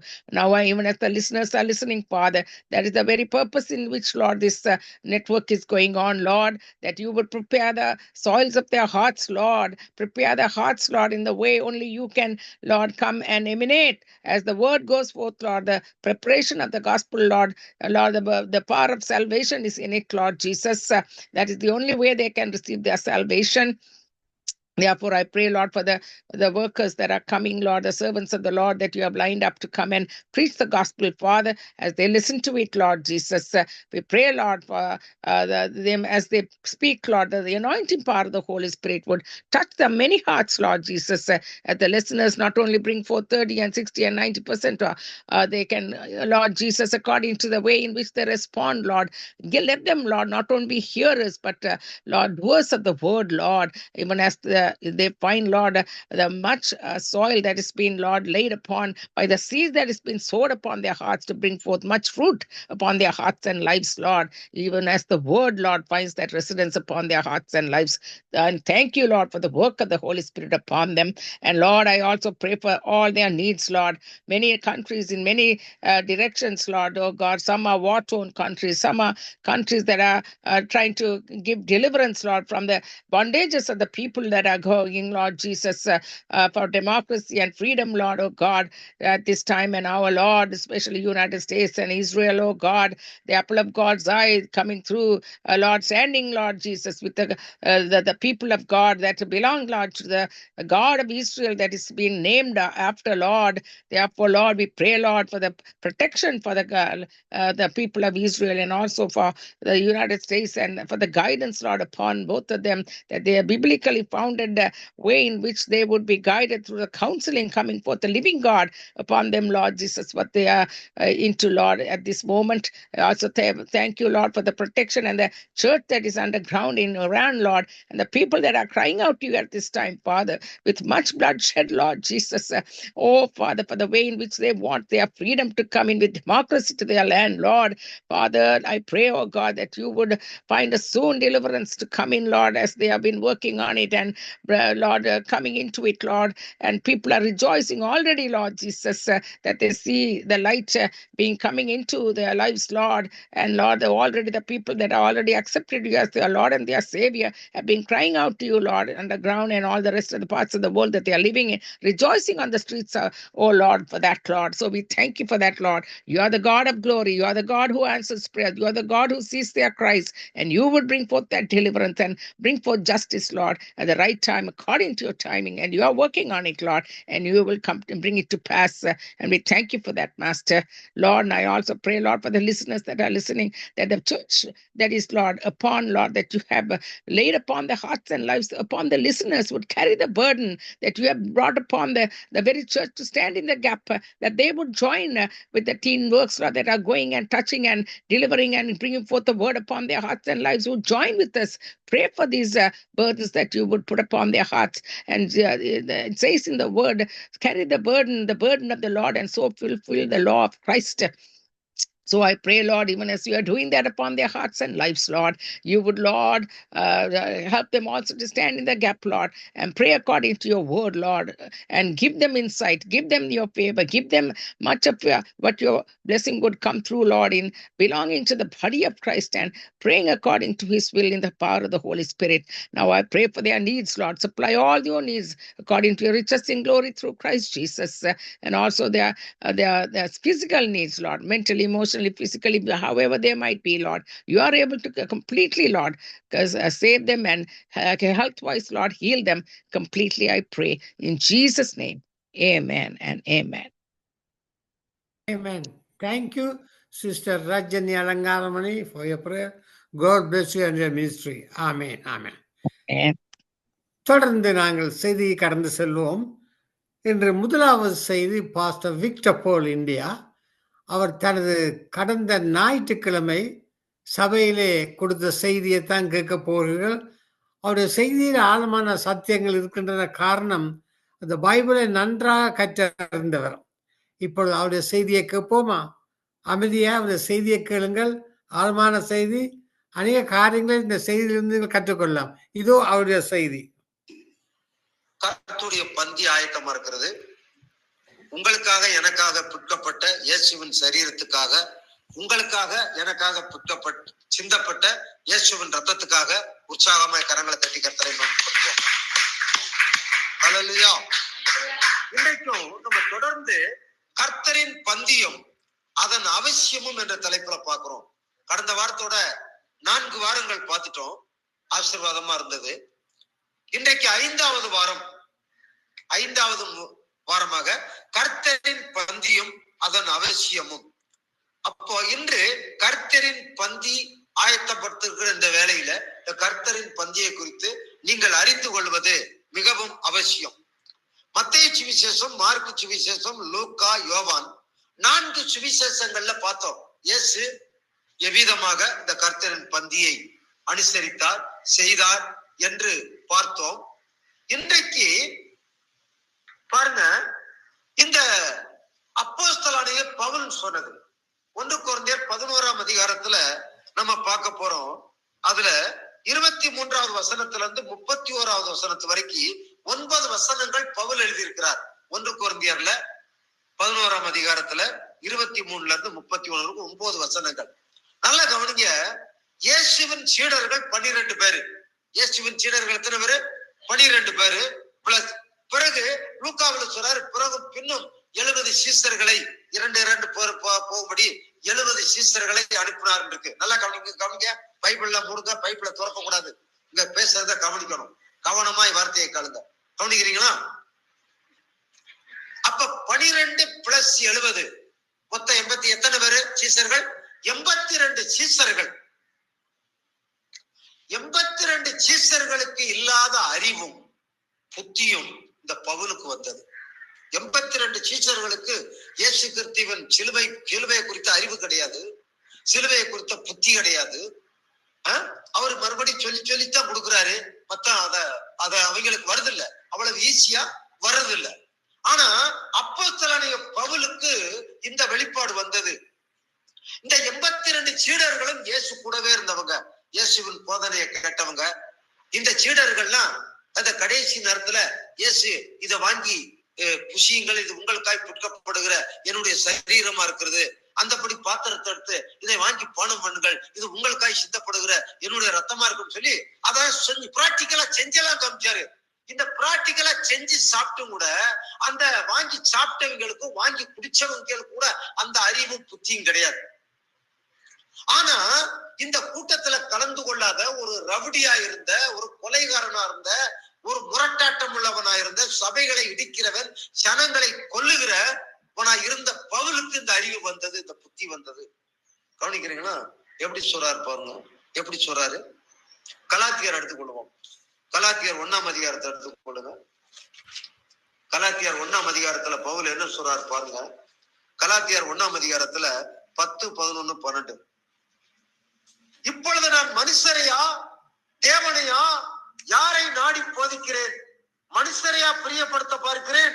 நான் இன்னும் மனுஷரை பிரியப்படுத்துகிறவனாயிருந்தால் நான் கிறிஸ்துவின் ஊழியக்காரன் அல்லவே. மேலும் சகோதரரே, என்னால் பிரசங்கிக்கப்பட்ட சுவிசேஷம் மனுஷருடைய யோசனையின்படியானது அல்ல என்று உங்களுக்கு தெரிவிக்கிறேன். நான் அதை ஒரு மனுஷனால் பெற்றதும் இல்லை, மனுஷனால் கற்றதும் இல்லை. இயேசு கிறிஸ்துவே அதை எனக்கு வெளிப்படுத்தினார் என்றார். என்ன சொல்றாரு? இந்த வெளிப்பாடு யார் மூலமா கிடைச்சது? இயேசுநாதர் வந்து சீடர்களுக்கு போதித்தாரு, கற்றுக்கொண்டாரு. என் மரணம் வரும் வரைக்கும், நான் வரும் வரைக்கும் என் மரணத்தை நினைவுன்னு சொல்லி கொடுத்தாரு. அவங்களுக்கு கூட இவ்வளவு வாஞ்சை இல்லை, இவ்வளவு வைராக்கியம் இல்லை, இந்த வெளிப்பாடுகள் இல்ல. ஆனால் எங்கோ இருந்து வந்த பவுலுக்கு இப்படியாப்பட்ட ஒரு வெளிப்பாடு வந்தது. அந்த பவுல் தான் இதை குறித்து சொல்லுகிறார். அதை குறித்து உங்களுக்கு ஒரு 3 காரியத்தை இன்றைக்கு நான் விவரித்து சொல்ல போறேன். கர்த்தரின் பந்தியும் அதனுடைய அவசியம். நீங்கள் பிழைக்க வேண்டுமானால் கர்த்தருடைய பந்தி அவசியம். நீங்கள் வாழ வேண்டுமானால் கர்த்தருடைய பந்தி அவசியம். நீங்கள் உயிரோடு இருக்க வேண்டுமானால் கர்த்தருடைய பந்தி அவசியம். நீங்கள் ஜீவனோடு இருக்க வேண்டுமானால் கர்த்தருடைய பந்தி அவசியம். நீங்கள் சுகத்தோடு, பலத்தோடு, ஆரோக்கியத்தோடு, உற்சாகத்தோடு இந்த சமுதாயத்துல வாழ வேண்டுமானால் கர்த்தருடைய பந்தி அவசியம். கர்த்தருடைய சரீரத்துக்கு அவ்வளவு முக்கியத்துவம் இருக்கிறது. கர்த்தர் இயேசு கிறிஸ்துவின் ரத்தத்துக்கு அவ்வளவு வல்லமை இருக்கிறது. அல்லேலூயா. கவனிங்க. 1 கொரிந்தியர் 11ஆம் அதிகாரத்தை திருப்பி வைத்துக் கொள்ளுங்கள். 23 இருந்து 31 வரைக்கும் 9 வசனங்கள். முதலாவது பார்ப்போம். கர்த்தரிடத்தில் பெற்றுக்கொண்ட அனுபவம். அப்போஸ்தலன் பவுல் பைபிளை மூடுங்கண்டா பதில் சொல்லிட்டேன். கவனிங்க. நீங்க படிக்க முடியாது. நீங்க அங்க படிச்சு நீங்க கவனிக்காது. ஏன் ஆசீர்வாதம் இல்லை அப்படின்னு சொன்னா கீழ்ப்படியணும், கத்துக்கிறணும். கர்த்தருடைய வசனத்துக்கு கவனமா கேட்கணும். வீட்டுல பைபிள் படிக்க. வீட்டுல பைபிள் படிக்கிறது இல்ல. சபையில வந்து உட்காந்துக்கிட்டு பிரசங்க கையில பைபிள் படிச்சீங்கன்னா பேசுறது வழங்காது, பைபிள் படிக்கிறது வழங்காது. அல்லையா? கவனிக்கிறீங்களா? 3 காரியத்தை கவனிக்க. கர்த்தரிடத்தில் பெற்றுக்கொண்ட அனுபவம். கர்த்தரிடத்தில் பெற்றுக்கொண்ட அனுபவத்தை பவுல், அப்போஸ்தலன் பவுலுக்கு உங்களுக்கு விவரித்து சொல்லுகிறார். 1 கொரிந்தியர் 11ஆம் அதிகாரம் 23, 24, 25, 26 4 வசனங்களை வாசிக்கிறேன். நான் உங்களுக்கு ஒப்புவித்ததை கர்த்தரிடத்தில் பெற்றுக்கொண்டேன். என்னவெனில், கர்த்தராகிய இயேசு தாம் காட்டி கொடுக்கப்பட்ட அன்று ராத்திரியிலே அப்பத்தை எடுத்து ஸ்தோத்திரம் பண்ணி அதை பிட்டு, நீங்கள் வாங்கி புசியுங்கள், இது உங்களுக்காக பிற்கப்படுகிற என்னுடைய சரீரமாய் இருக்கிறது, என்னை நினைவு கூறும்படி இதை செய்யுங்கள் என்றார். போசனம் பண்ணின பின்பு அவர் அந்தப்படியே பாத்திரத்தையும் எடுத்து, இந்த பாத்திரம் என் ரத்தத்தினாலாகிய புதிய உடன்படிக்கையாய் இருக்கிறது, நீங்கள் இதை பானம் பண்ணும் போதெல்லாம் என்னை நினைவு கூறும்படி இதை செய்யுங்கள் என்றார். ஆகையால் நீங்கள் இந்த அப்பத்தை புசித்து இந்த பாத்திரத்தில் பானம் பண்ணும் போதெல்லாம் கர்த்தர் வருமளவும் அவனுடைய மரணத்தை தெரிவிக்கிறீர்கள் என்றார். அல்லேலூயா. 4 காரியங்கள் அவர் சொல்லுகிறார். கர்த்தரிடத்தில் பெற்றுக்கொண்டேன்னு சொல்றார். 23வது வசனம். இயேசுவை நினைவு கூறும்படி இதை செய்யுங்கள் என்றார். 24வது வசனம். ரத்தத்தை நினைவு கூறும்படி செய்யுங்கள் 25வது வசனம். இயேசுவின் வருகை மட்டும் இதை செய்யணும் அப்படிங்கறதுதான் இந்த கர்த்தரின் பந்தி. இது 1 நாள் அல்ல, 2 நாள் அல்ல. அல்லேலூயா. நான் ஏற்கனவே சொன்னபடி இப்ப சொல்றேன். உங்களுக்கு மாசத்துல 1 நாள் கொடுக்குறோம், சரிங்களா? நான் டெய்லி எடுக்கிறேன். டெய்லி 7 மணி 7:30 ஆச்சுன்னா ஆலயத்துல போய் உட்காந்து முதல்ல திருவிருந்து பாட்டு பாடி ஜெபம் பண்ணி அந்த வேத பகுதியை வாய்ச்சி திருவிருந்து எடுத்துட்டு தான் மற்ற வேலையெல்லாம் பார்ப்பேன். அல்லேலூயா. டெய்லி. இன்னைக்கும் டெய்லி, என்னைக்கும் சரி, டெய்லி. கடந்த சில மாதங்களாக, சில வருஷங்களாக. அல்லேலூயா. அது அந்த அனுபவம் நமக்கு இருக்க வேண்டும். அதை குறித்த ஒரு வெளிப்பாடு இருக்கணும். கர்த்தரின் பந்தியை குறித்து ஒரு வாஞ்சை இருக்கணும். கர்த்தரின் பந்தியை குறித்து ஒரு தாகம் இருக்க வேண்டும். அத பவுல் சொல்றாரு, நான் கர்த்தரிடத்தில் பெற்றுக்கொண்டதை ஒப்புவிக்கிறேன், உங்களுக்காக ஒப்புவிக்கிறேன், உங்களுக்காக கற்றுக்கொள்றேன், நீங்கள் இவ்விதமாய் செய்ய வேண்டும் என்று சொல்லுகிறார்கள். பேதுருவுக்கு கூட இந்த இது இல்லைங்க, இந்த வெளிப்பாடு இல்லைங்க. கூட இருந்த மத்தேயுக்கு இந்த வெளிப்பாடு இல்ல, யோவானுக்கு இல்ல, மார்க்கு இல்ல. ஆனா கொரிந்தி சபைக்கு எழுதுறாரு அப்போஸ்தலனை பவுல், இந்த அற்புதமான ஒரு வெளிப்பாடு, இதை நான் இயேசுவினிடத்துல பெற்றுக்கொண்டேன் என்று சொல்றார். 2வது காரியம், கர்த்தரின் பந்தியை அபாத்திரமா எடுக்கக்கூடாது. அபாத்திரமா எடுக்கக்கூடாது. அபாத்திரம் என்றால் என்ன? அபாத்திரம் இன்னைக்கு சபைகள்ல ஊழியக்காரங்க செய்யற தப்பு நான் சொன்னா, திருவிருந்து எடுக்க ஆயத்தம் உள்ள தகுதி உள்ளவங்க எல்லாம் இருங்க, தகுதி இல்லாதவங்க எல்லாம் வெளியே போங்கன்றாரு. இதுல ரட்சிக்கப்பட்டு ஞானஸ்நானம் எடுத்து அபிஷேகம் பண்ணப்பட்டு அந்நிய பாஷை பேசினவங்க கூட ஒரு குறிப்பு பேர் எதிர்த்து போயிடுவான். ஐயோ இன்னைக்கு நேற்று பொய் பேசிட்டோம், நேற்று வீட்டுல சண்டை போட்டோம் அப்படின்னு சொல்லி. இது தப்பு. யாருக்கு திருவிருந்து? யாருக்கு? இயேசுவின் சரீரம், இயேசுவின் ரத்தம் பாவிகளுக்கு தான், பரிசுத்தவான்களுக்கு கிடையாது, நீதிமான்களுக்கு கிடையாது. ஏற்கனவே சொன்னேன், பாவிகளை அல்ல, நீதிமான்களை அல்ல, பாவிகளை ரட்சிக்கவே கிறிஸ்து இயேசு வந்தார். சுகமுள்ளவர்களை அல்ல, சுகமுள்ளவர்களுக்கு அல்ல, வியாதி உள்ளவனுக்கே வைத்தியன் வேண்டியதா இருக்குது அப்படின்றாரு. அப்ப யார் இதை எடுக்கணும்? திருவிருந்து எடுப்பதற்கு ஒரே ஒரு தகுதிதான், மனம் திரும்பி இயேசுவை சொந்த ரட்சகராக ஏற்றுக்கொண்டு மூழ்கி ஞானஸ்நானம் பெற்றுக்கொண்டு. இதுதான் தகுதி. நீ அந்நிய பாஷை பேசுறியா, பல பாஷை பேசுறியா, நீ உபவாசம் இருக்கிறியா, நீ நீதிமானா இருக்கிறியா, அப்படி அதெல்லாம் கணக்கே கிடையாது. எல்லா பிள்ளைகளும் ஒண்ணுதான். இயேசு கிறிஸ்து 12 பேர் ஒருத்தன் காட்டி கொடுக்க போறான், பாவம் செஞ்சுக்கிட்டு இருக்கான், யூதாசு.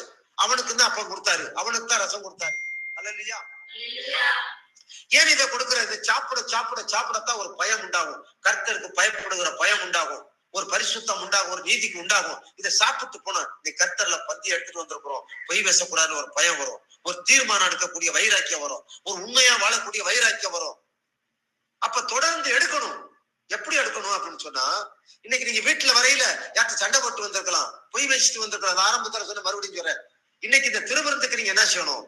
திருவிருந்துக்கு ஆயத்தமா இருக்கலாம், ஆயத்தமா வெளியே போகக்கூடாது.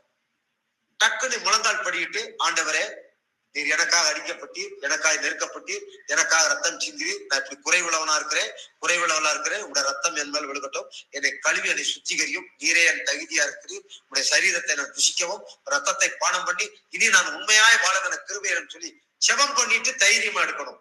கரங்களை தட்டி கத்திரமா பொருத்தமா. அல்லேலூயா. நல்லா கவனிங்க, இத விலைக்கு சொல்ல போறேன். இதை நான் எந்த ஊழியக்காரன் எனக்கு சொல்லிக் கொடுக்கல.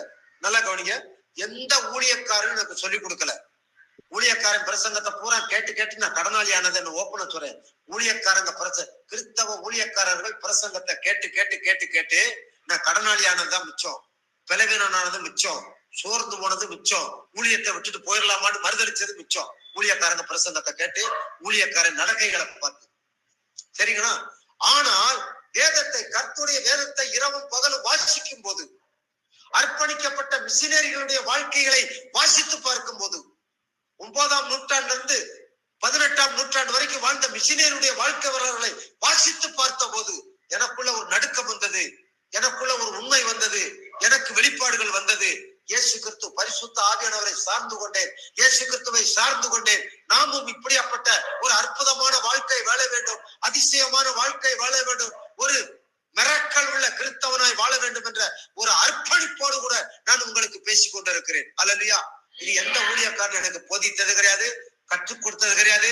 இப்படியாப்பட்ட திருவிருந்த பத்தி இவ்வளவு விளக்கமா சொன்னது கிடையாது. அல்லேலூயா. ஒரு சில பரிசுத்தவான்களை அடுத்த வாரத்துல இருந்து சொல்லுவேன், கவனிங்க. அப்போ இன்னைக்கு அபாத்திரம் என்றால் என்ன? கர்த்தரின் பத்தி அபாத்திரமா எடுக்கக்கூடாது பவுல் சொல்றாருல, பவுல் எழுதியிருக்கிறாரு. அபாத்திரம் என்றால் என்ன? 1 கொரிந்தியர் 11ஆம் அதிகாரத்துல 27, 28, 29 வசனங்களை குறித்து வாசிப்போம். 3 வசனம், 27, 28, 29, 27. இப்படி இருக்க எவன் அபாத்திரமாய் கர்த்தருடைய அப்பத்தை புசித்து அவனுடைய பாத்திரத்தில் பானம் பண்ணுகிறானோ அவன் கர்த்தருடைய சரீரத்தையும் ரத்தத்தையும் குறித்து குற்றமுள்ளவனாய் இருப்பான். எந்த மனுஷனும் தன்னைத்தானே சோதித்தறிந்து இந்த அப்பத்தில் புசித்து இந்த பாத்திரத்தில் பானம் பண்ண கடவான். எண்ணத்தினரில் அபாத்திரமாய் போஷணம் பண்ணுகிறவன் கர்த்தருடைய சரீரம் இன்னதென்று நிதானித்து அறியாததினாலே தனக்கு ஆக்கினை தீர்ப்பு வரும்படி போஷணம் பண்ணுகிறான் என்றார். அபாத்திரம் என்றால் என்ன? பவுல் தெளிவா சொல்றாரு. அபாத்திரம்னா என்ன? அபாத்திரம்னா தாழ்வு மனப்பான்மையோடு எடுக்கக்கூடாது. என்னது? தாழ்வு மனப்பான்மையோடு இருக்கக்கூடாது. ஐயோ நம்ம இந்த வார்த்தையில பொய் பேசிட்டோம், சண்டை போட்டோம், ரகசிய பாவம் செஞ்சிட்டோம், ரகசிய பாவத்துல விழுந்துட்டோம், இது எப்படி எடுக்கிறது, எடுக்காம உட்காந்தால் பாஸ்டர் சந்தேகப்படுவாரு, பாஸ்டர் திட்டுவாரு, இல்லாட்டி பாக்குறவங்க எல்லாம் நம்ம திருவந்தெடுக்கல அவங்க திருவந்தெடுக்கல ஏதோ பாவம் செஞ்சுட்டாங்க போய் மத்த ஜனங்களை நம்மளை கேவலமா பேசிடுவாங்களே, அதனால நம்ம எடுக்காம இருந்துடலாம் அப்படின்னு ஒளியறதுதான் தாழ்வு மனம். அபாத்திரம். சொல்லுங்க, அபாத்திரம். அப்படி எடுக்கக்கூடாது அப்படிங்கிறார். இதுக்கு பேருதான் அபாத்திரம். அபாத்திரமாய் எடுக்கக்கூடாது. ரெண்டாவது, விசுவாசம் இல்லாமல் எடுக்கிறது. 28 விசுவாசம் இல்லாம பாவம் செஞ்சிட்டோம், ரகசிய பாவத்துல விழுந்துட்டோம், பொய் பேசிட்டோம். அப்போ அவிசுவாசத்துல சரி நம்ம இப்படி செஞ்சிட்டோம், இது நமக்கு தைரியம் இல்லை அப்படின்னு சொல்லி விட்டுறக்கூடாது. இயேசு கிறிஸ்து எனக்காக அடிக்கப்பட்டார், நொறுக்கப்பட்டார், எந்த நிலைமையில் விழுந்தாரு எழுந்துன்னு சொல்றாரு. ஆண்டவரே நான் மனம் திரும்புகிறேன், இனிமேல் நல்லா வாழ விரும்புகிறேன், எனக்கு உதவி செய்யும் சொல்லி பாவத்தை அறிக்கை செய்து விட்டு மறுபடியும் தைரியமா எடுக்க வேண்டும். அப்ப அவிசுவாசப்படும் தாழ்வு மனப்பான்மை மறுதளிப்பது. மூன்றாவது சந்தேகம், அவிசுவாசம். சந்தேகம் 29 29வது வசனம் என்ன சொல்லுது? இதுதான் தாழ்வு மனப்பான்மை இருக்கக்கூடாது. அபாத்திரம் என்றால் வரையில பாவம் செஞ்சுட்டோம், இந்த வாரத்துல பாவம் செஞ்சுட்டோம், இந்த மாதத்துல பாவம் செஞ்சுட்டோம், அப்ப நம்ம திருவிருந்தா கர்த்தரின் பந்திய புறக்கணிக்க கூடாது, கர்த்தரின் பந்திய புறக்கணிக்க கூடாது, இயேசுவின் சரீரத்தை புறக்கணிக்க கூடாது, இயேசுவின் ரத்தத்தை புறக்கணிக்க கூடாது, இயேசுவின் வார்த்தையை புறக்கணிக்க கூடாது. சரிங்களா? அப்ப என்ன செய்யணும்? முழங்கால் படிவிட்டு பாவத்தை அறிக்கை செய்து விட்டுட்டு நம்ம என்ன செய்யணும்? கர்த்தருடைய பந்தியை தைரியமா விசுவாசத்தோடு எடுக்கணும், நம்பிக்கையோடு எடுக்கணும். அப்ப அங்க சுகமும் விடுதலையும் சமாதானமும் ஆரோக்கியமும் பாதுகாப்பும் உங்களுக்கு உண்டாகும். இயேசு கிறிஸ்துவின் ரத்தத்துக்காக, இயேசுவின் சரீரத்துக்காக கரங்களை தட்டி கர்த்தரை மேம்படுத்துங்க. அல்லேலூயா, அல்லேலூயா. பயப்படக்கூடாது.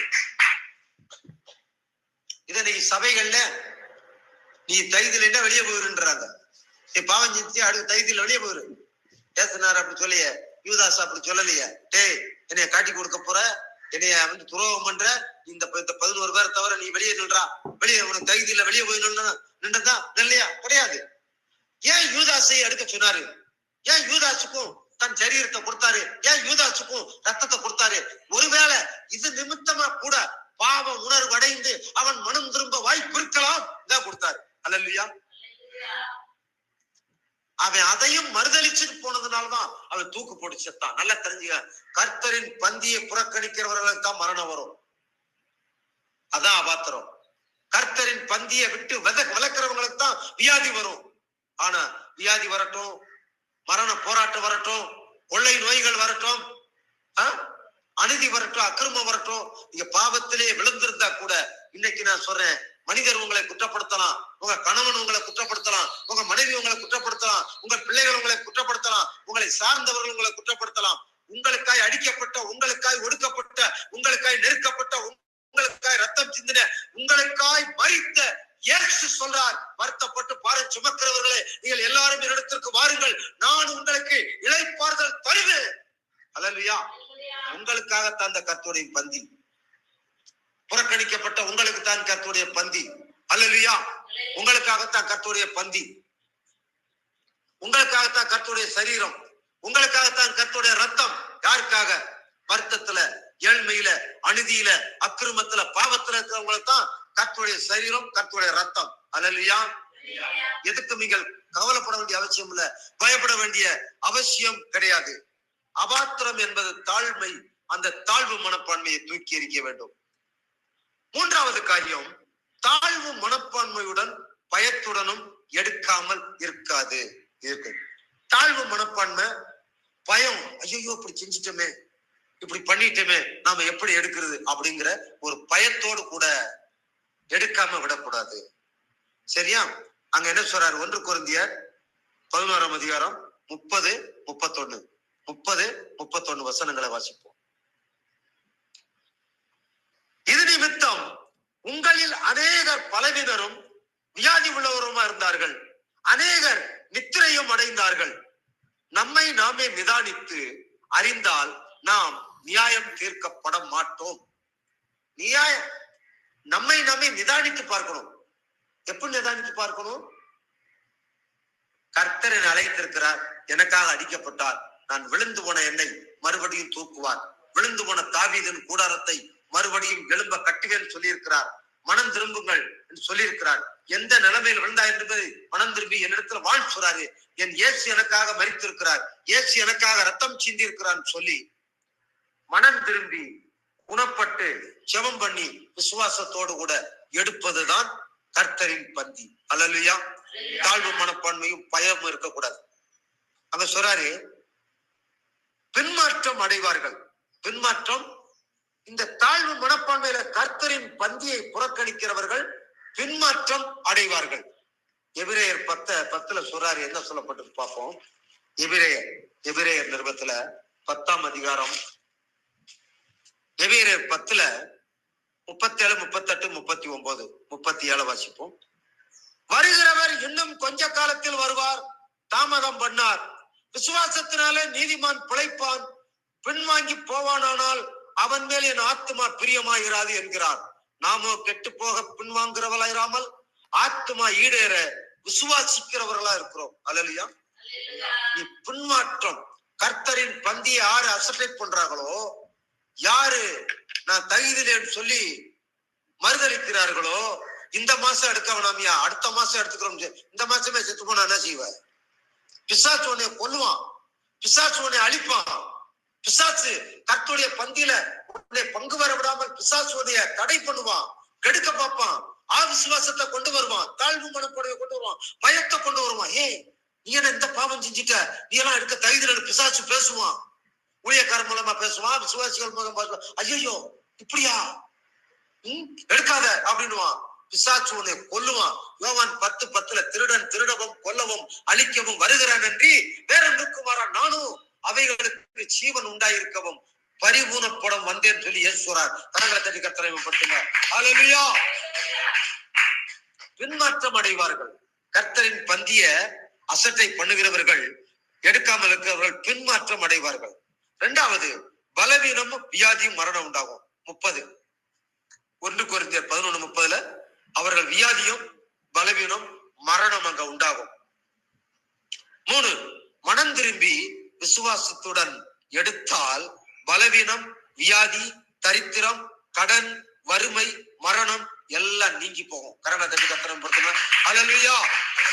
இயேசுவின் சரீரத்துக்கு அவ்வளவு வல்லமை இருக்கிறது, இயேசுவின் ரத்தத்துக்கு அவ்வளவு வல்லமை இருக்கிறது.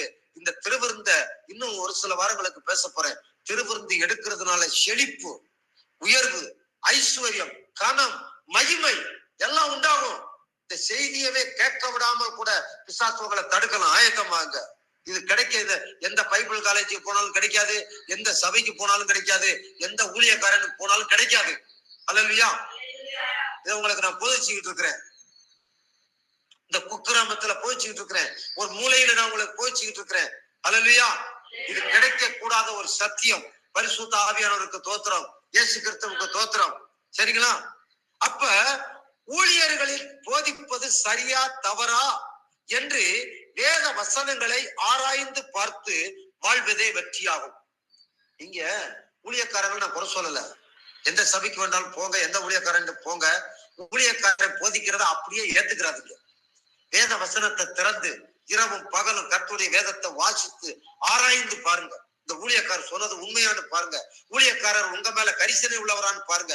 உங்க குடும்பத்தின் மேல ஊழியக்காரர், உங்க பாஸ்டர் உங்க ஊழியத்துல உங்களுக்கு கரிசனை உள்ளவரா, உங்க பிள்ளைகளுக்கு கரிசனை உள்ளவரா, உங்களுக்கு கரிசனை உள்ளவரா பாருங்க. அல்லேலூயா. அப்படி பார்த்து அவருடைய போதனைகளை உண்மையா என்பதை ஆராய்ந்து பாருங்கள். ஆராய்ந்து பார்க்கணும். வேத வசனத்தை ஆராய்ந்து பார்க்கணும். என்ன சொல்லப்படுது? ரோமர் எடுத்துக்கள் யோவான்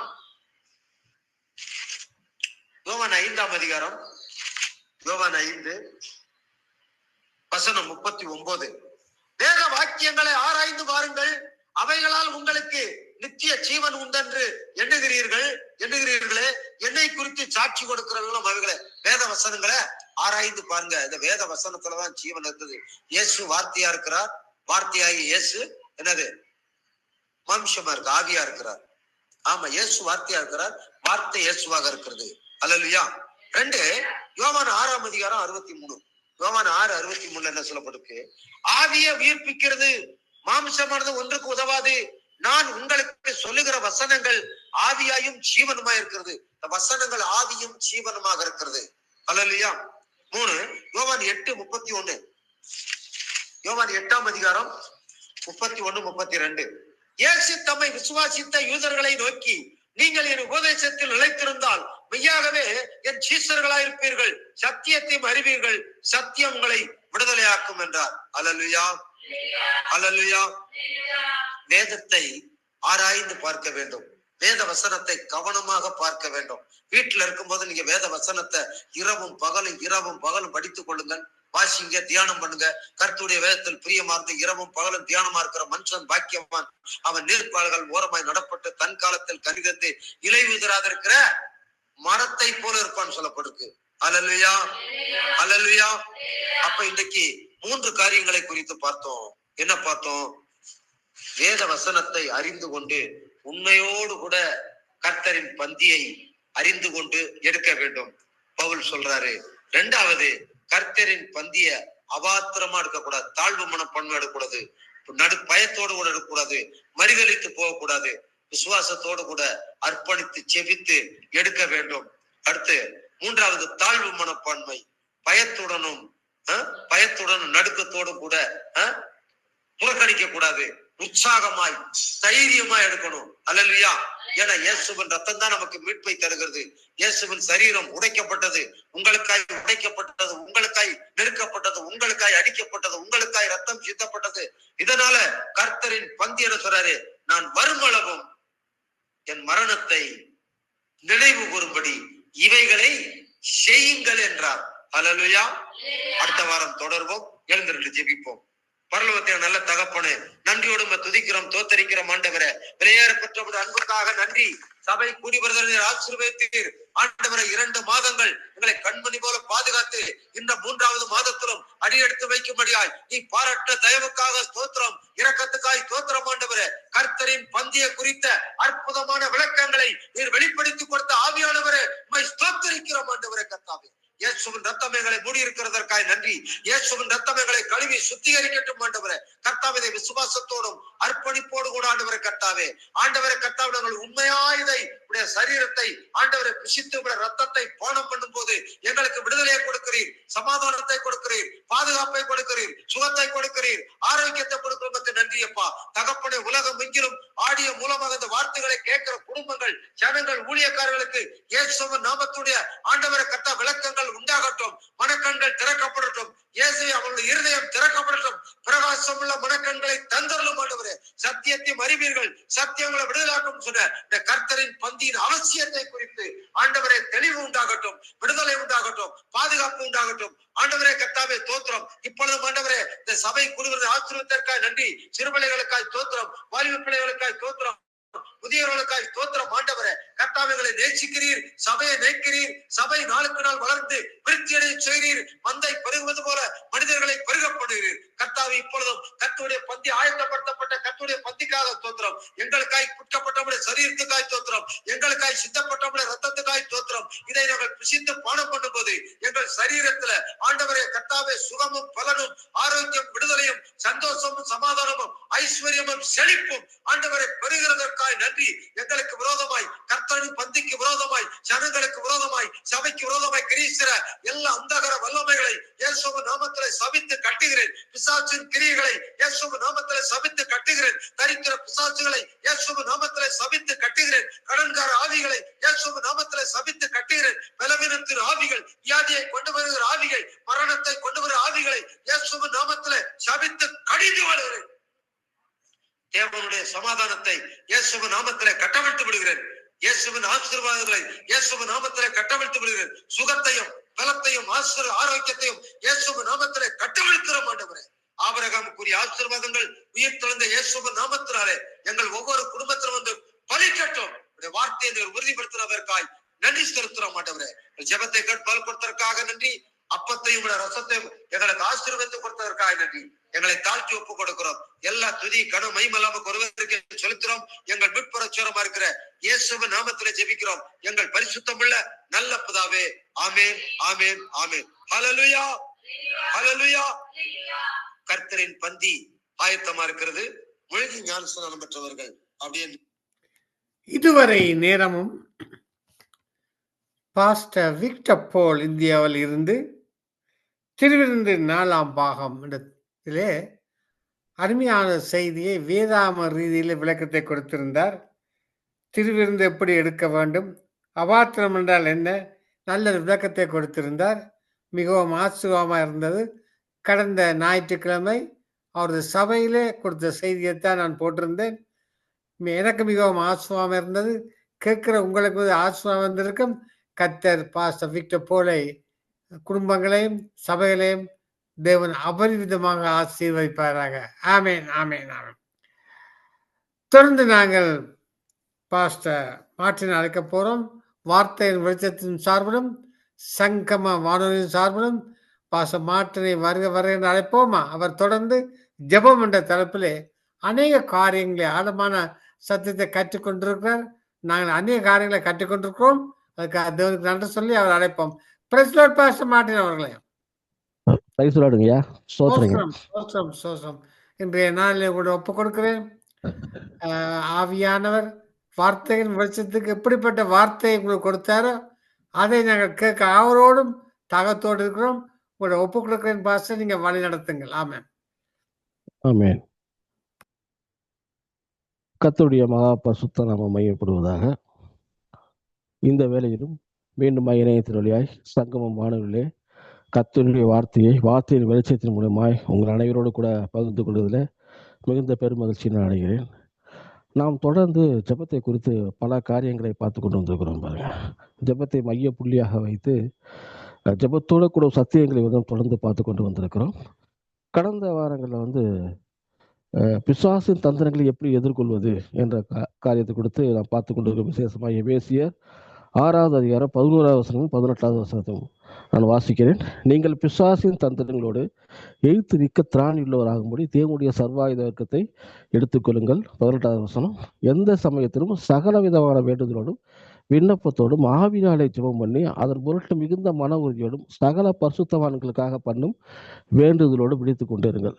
இந்த இடத்துல பவுல் இப்படியா சொல்கிறார் பாருங்க.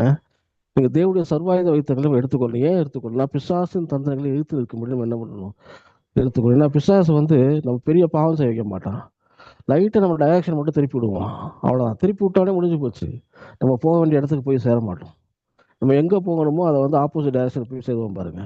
அதனால தேவனுடைய சர்வாயுத வர்க்கங்களை பற்றி சொல்லிட்டு இருக்கும் பொழுது கடைசியாக இப்படியா சொல்கிறாரு, நீங்க எந்த சமயத்திலும் சகலமான வேண்டுதலோடும் விண்ணப்பத்தோடு ஜெபம் பண்ணணும், ஆவியிலே ஜெபம் பண்ணணுன்றார். ஏன்?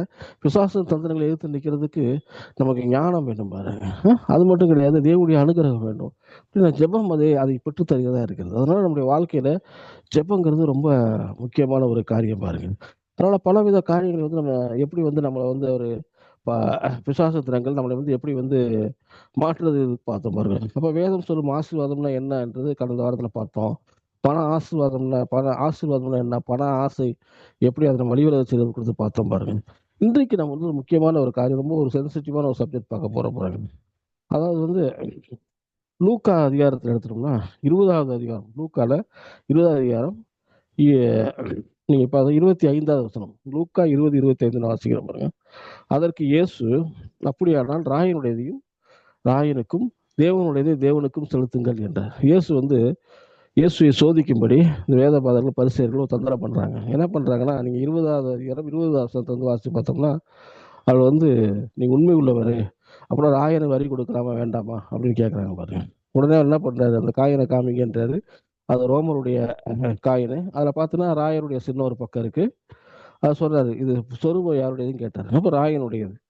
அப்ப ராயனுடையதை நீங்க ராயனுக்கு தான் செலுத்தணும், தேவனுடைய காரியங்களை தேவனுக்கு செலுத்தணும் அப்படின்ற மாதிரி சொல்லுவார். ராயனை அந்த வரி செலுத்தக்கூடாது அப்படின்னு சொல்லுவாருன்னு அவர் எதிர்பார்த்தாங்க. ஆனா அவர் அப்படி சொல்லல.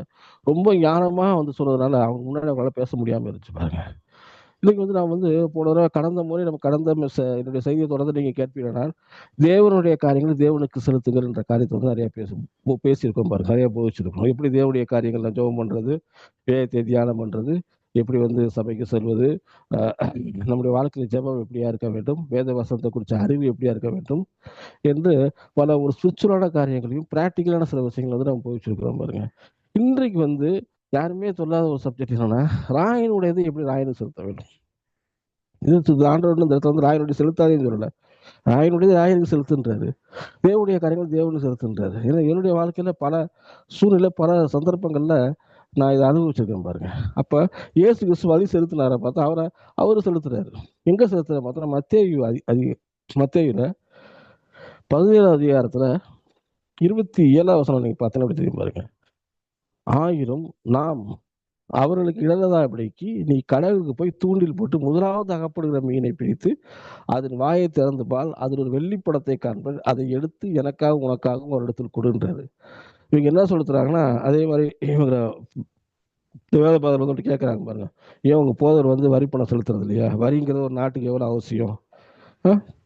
நீங்கள் போதவை பண்ணிட்டே இருக்கிறீங்களே, போதவை பண்ணிட்டே இருக்கிறனால வரி செலுத்தி தான் ஆகணும் அப்படின்ற போது அவர் சொல்றாரு ஒரே வார்த்தையில, நம்ம நம்ம வந்து ஒரு தேவனுடைய ராஜ்யத்தின் பிள்ளைகள், ஆனாலும் நம்ம இந்த ரோம அந்த நாட்டுக்கு கீழே இருக்கிறோம், அதனால நம்ம கண்டிப்பா வரி செலுத்தணும் அப்படின்னு சொல்லிட்டு அவர் ஒரு வேலையை செய்யும்படி பேதுருக்கு சொல்றாரு. என்ன வேலை அப்படின்னா, நீங்க போங்க கடல்ல போய் என்ன பண்றேன்னா ஒரு தூண்டில் போடுங்க, தூண்டில் போட்டு முதலாவது அகப்படுற மீனை வந்து பிரிச்சு பாருங்க, அதுக்குள்ள ஒரு வெள்ளி பணத்தை பார்ப்பா அப்படின்றாரு. அப்போ பேதுருக்கு வந்து ஒரு வேலையை கொடுக்குறார். அந்த வேலை நிமித்தம் அவருக்கு ஒரு ஒரு ஒரு பலன் கிடைக்கிறது பாருங்க. முதலாவது வாயத்தை வந்து பார்க்கும்போது வெள்ளி பணம் கிடைக்கிறது. அதை வந்து எனக்காகவும் உனக்காகவும் வந்து நம்ம 2 பேத்துக்காகவே வந்து என்ன பண்றாரு, வரிப்பணம் செலுத்து அப்படின்றாரு. அப்ப ராயனுடைய காரியத்தை இவர் ராயனுக்கு வந்து செலுத்துகிறார். அந்த இடத்துல ஒரு அற்புத விதமாக செலுத்துகிறார் பாருங்க. ஆனா அற்புதங்கிறது தானா வரல. இவர் வந்து கையை மேல தூக்கி ஆசை வச்சு கையில உடனே காயை கலந்து கட்டு அப்படின்னு சொல்லல பாருங்க. அந்த இடத்துல ஒரு வேலையை கொடுக்குறாரு. போ, நீங்க போய் வந்து என்ன பண்றாரு, ஏரிக்கு போ, கடலுக்கு போ, அங்க ஒரு மீனை போ, தூண்டில போடுன்றாரு. அங்க காத்துரு, உன்னுடைய வேலையை செய், இந்த இடத்துல வந்து உனக்கு வந்து மீன் கிடைக்கும், அது முதலாவது பார்க்கப்படுற மீன் எப்படி அப்படின்ட்டாரு. ஸோ ஒரு வேலை நிமித்தம் வருகிற பலன், அந்த வேலை நிமித்தம் வரும் பலன், அதனால கிடைக்கிற காரியத்தை எடுத்து உனக்கு எனக்கு வந்து வருகிறது சிலிண்டர். இன்னைக்கு வந்து நம்ம என்ன பண்றோம் அப்படின்னா, பல காரியங்கள் வந்து ஏற்கனவே சொன்ன மாதிரி வேதத்தை தியானிக்கணும்னு சொல்லி பார்த்துருக்கோம் பாருங்க. அது மட்டும் கிடையாது, நாம் நம்முடைய குடும்பத்திலும் சமுதாயத்திலும் சாட்சிகளாக இருக்க வேண்டும். அது ரொம்ப ரொம்ப முக்கியமான ஒரு காரியமா இருக்கு. நான் வந்து பைபிள் தூக்கிட்டு சபைக்கு போகிறோம், வேதவசனத்தை தியானிக்கிறோம், வேதவசனத்தை படிக்கிறோம், அதான் நல்லதுதான். ஆனா சமுதாயத்துல வந்து நம்ம வந்து சாட்சிகளா இல்லை அப்படின்னா நம்முடைய வாழ்க்கை வந்து ஒரு பெரிய சாட்சி உள்ள வாழ்க்கையா இருக்காது பாருங்க. இப்போ பார்த்தா ஒரு நல்லவருங்க வரலவருங்க எப்போ பார்த்தாலும் பைபிள் சுற்றிட்டே இருப்பாருங்க. ஆனா வந்து பாருங்க, இவரால் வீட்டுக்கு பிரயோஜனம் கிடையாது, நாட்டுக்கு பிரயோஜனம் கிடையாது அப்படின்னு சொன்னாருன்னா அது ஒரு என்ன வாழ்க்கை? அப்ப நாம் வந்து ஆவியிலே அனலா இருக்கணும், அது ரைட், ஓகே தான். அதே சமயத்தில் நம்ம குடும்பத்துக்கும் நம்முடைய போகிற சபைக்கும் ஆசீர்வாதமாக இருக்க வேண்டும் பாருங்க. அதுதான் ரொம்ப காரியம் பாருங்க. அப்ப நாம் வேலையை செய்யணும் பாருங்க. நம்ம வேலையை செய்யும் பொழுதுதான் நம்முடைய வாழ்க்கையில ஒரு நம்ம வந்து இருக்கக்கூடாது. நம்ம கிறிஸ்தவர்கள் வந்து ஒரு சோம்பேறித்தனம் உள்ளவர்களாக இருக்கக்கூடாது.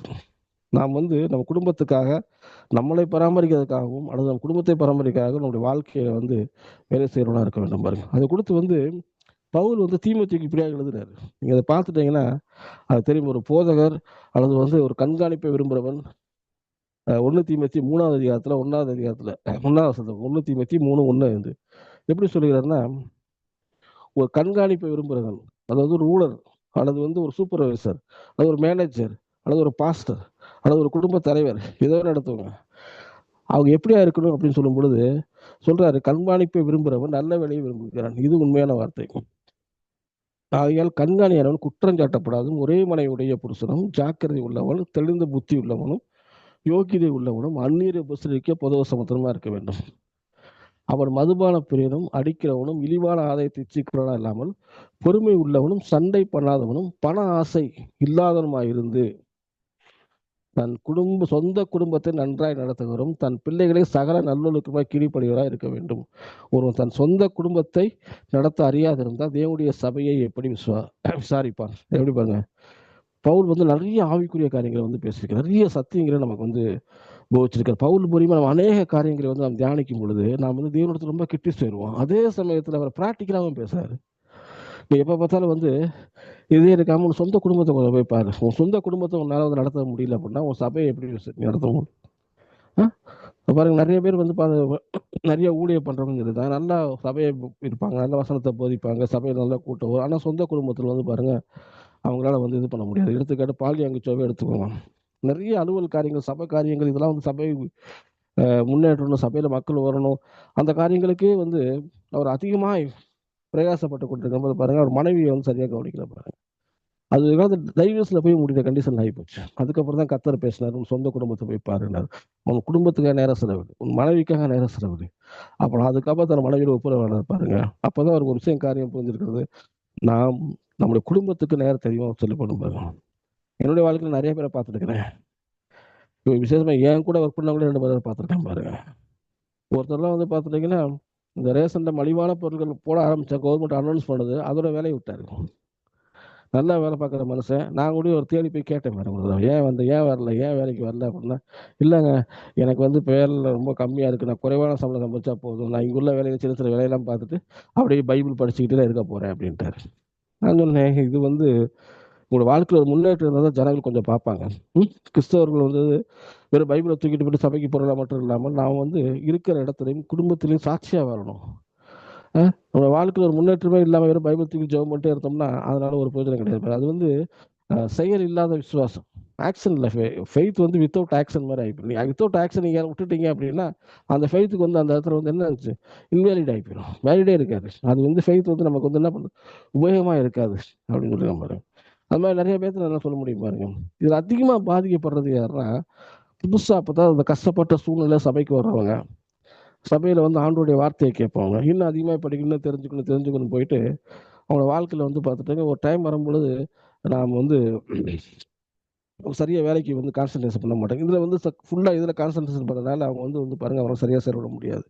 எடுத்துக்காட்டால் எனக்கு ஒரு சகோதரியை தெரியும், நன்றாக தெரியும். அவங்க திருமண வயது இருக்கும் பாருங்க. அந்த சமயத்தில் என்னோட வயசு கூட தான். அந்த சமயத்தில் என்ன நிறைய பைபிள் காரியங்கள் அது எங்கே சர்ச்சு மீட்டிங் போட்டாலும் போயிடுவாங்க, எந்த ஒரு இதனாலும் இருப்பாங்க, நல்லா பைபிள் தூக்கி எப்போ பார்த்தாலும் சொல்லிட்டே இருப்பாங்க. நான் ஒரு கொஞ்ச நாள் கழிச்சு அவங்களை கொடுத்து பார்த்தேன், அவங்க வீட்டில் அப்போ போவேன் பாருங்க.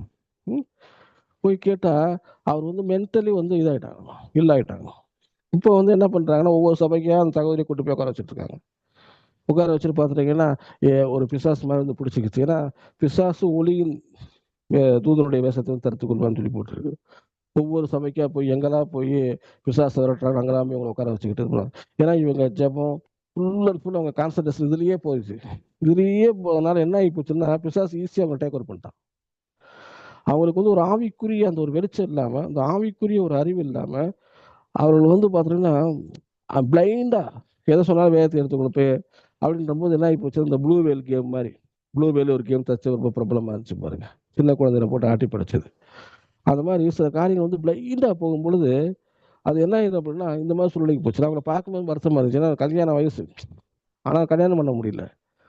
அவங்க ஒரு மென்டல் இல்லை பாருங்க. முதல்ல நல்லா பேசிட்டே இருப்பாங்க. இப்போ நான் அவங்க வீட்டுக்கு போகும்போது எல்லாரும் பேசவே மாட்டாங்க. அவங்க எனக்கு ஒரு அக்கா முறை மாதிரி தான் பாருங்க, பேசவே மாட்டாங்க, அப்படியே உம்முன்னு இருப்பாங்க. நான் அப்போ தான் கேட்டேன் என்னாச்சு அப்படின்ற போது இந்த மாதிரி ஆகி போயிடுச்சு அப்படின்னு. அவங்க அப்பா எனக்கு ரொம்ப க்ளோஸ் பாருங்க, எனக்கு ரொம்ப வருத்தமாக இருந்தது பாருங்க. இப்பொழுது நாம் ஆவிக்குரிய காரியங்களை வந்து சரியாய் தேவனை பார்க்க வேண்டும். சரியாய் தேவனை பார்க்கும் பொழுது மாத்திரம்தான் நம்முடைய வாழ்க்கையில வந்து ஒரு நல்ல ஒரு இது காரியம். அது மட்டும் கிடையாது, நாம் எந்த அளவுக்கு தேவனோடு ஐக்கியப்பட்டிருக்கிறோமோ அந்த அளவுக்கு நம்முடைய சுய பொறுப்புகளை நாம் வந்து நிறைவேற்ற கடமையுள்ளவர்களா இருக்கணும் பாருங்க. ஒன்றை விட்டுட்டு போயிடக்கூடாது. இன்னைக்கு வந்து பாருங்க விசுவாசிகள் வந்து சில பேர் நான் பார்த்துருக்கேன், நிறைய மீட்டிங்ல முன்னாடி அவங்க உட்காந்துருப்பாங்க. எந்த மீட்டிங்ல போனாலும் சில பேர் வருவாங்க, பேக்கை தூக்கிட்டு வந்து உட்காந்துட்டே இருப்பாங்க. ரிட்டையர்ட் ஆயிடுச்சு, வயசாயிடுச்சு, நீங்க அலைஞ்சிங்கன்னா அது வேற. ஆனால் அந்த கொஞ்சம் வயசு அனுப்புறம் உட்காந்து அங்கிட்டே இருப்பாங்க பாருங்க. நான் போகிற ஒரு சபையில வந்து ஒரு இடத்த சொல்லுவாங்க, இந்த மாதிரி ஆட்களை வந்து துரத்தி வருது, சபையிலேருந்து துரத்தி வர்றதே வேலையா இருக்கு அப்படின்றாங்க அங்கே உள்ள செக்யூரிட்டில. இதுக்கடுத்து அவரே மைக்லேயே சொல்றாரு, தயவு செய்து இங்கே வராதிங்க, இது வந்து இது கிடையாது. உங்களுக்கு எப்போ நேரம் ஃப்ரீயாக இருக்கும் உங்கள் வேலையை செஞ்சுட்டு வேலையை பார்த்துட்டு குடும்பத்தை கவனித்துட்டு நீங்கள் வந்து ஃப்ரீயாக இருக்கும்போது இங்கே வாங்க. நாங்கள் 7 நாள் மீட்டிங் வச்சுருக்கோம், 7 நாளுமே நீங்கள் வந்துட்டே இருந்தீங்கன்னா இப்போ நீங்கள் எப்போ தான் வேலைக்கு போகிறீங்க, நாங்கள் வந்து ஒரு சோம்பேறித்தனமான கூட்டத்தை உருவாக்குறதுக்கு இந்த இடத்துல நாங்கள் சபை வச்சு நடத்துறோம்னு சொல்லி போதகரை கடிந்து விடுவார். அந்த அளவுக்கு ஜனங்கள் வந்து ஒரு ஒரு நான் ஏற்கனவே சொல்லியிருக்கேன், ஹவு டு பிரேக் ஒரு கம்ஃபர்ட் ஜோன்ற மாதிரி இந்த கம்ஃபர்ட்டுக்குள்ளே வந்துடுறாங்க. சரி இவங்க வர்றாங்களே, ஒரு ஆவிக்குரிய வாழ்க்கை முன்னேற்றம் இருக்கிறதா, அதனால அவங்க ஒரு பெனிஃபிட்ஸ் ஒரு பலன் நடந்திருக்கிறார்களா அப்படின்னு சொன்னோம்னா அவங்க ஆரம்பத்தில் எப்படி வந்தாங்களோ அதே மாதிரி தான் இப்போ இருப்பாங்க. ஸோ அவங்க வந்து முதல்ல என்ன பண்ணுறாங்கன்னா இதனால தேவையில்லாத பேர்டர் வந்து அவருடைய மனைவிகளுக்கு சேர்ந்து பாருங்க. அவங்க இவங்களுக்காக சேர்ந்து வேலை பார்க்குறாங்க. அவங்க வீட்டிலே வேலை பார்த்து இங்கேயே வேலை பார்க்க வேண்டிய பாருங்க. இவர் வந்து பைபிள் தூக்கிட்டே வந்து இருப்பார் பாருங்க. இதனால உங்களுடைய வாழ்க்கை வந்து எந்த ஒரு மாற்றம் இல்லாமல் இருக்கும். அது ரொம்ப ரொம்ப முக்கியமா இருக்கு. நான் வந்து வேதத்தை குறித்து அதிகமான ஆவிக்குரிய காரியங்களை போதித்துக் கொண்டிருக்கிறோம். அநேகமான காரியங்களை வந்து நாம் தெரிந்து கொண்டிருக்கின்ற பொழுது இந்த காரியத்தையும் நாம் கண்டிக்க வேண்டியது, சபை திருத்த வேண்டியது ஒரு சபை ஒரு போதனுடைய கடமையா இருக்குது பாருங்க. இதை சரி செய்யும் பொழுது நம்முடைய வாழ்க்கையில மாற்றம் உண்டாகும் பாருங்க. நீங்க பாருங்களேன், ஒரு சில நம்ம வந்து குடும்ப தலைவருக்கு பார்த்தோம், திருடனுக்கே என்ன சொல்றாரு பாருங்க. எபேசியர்ல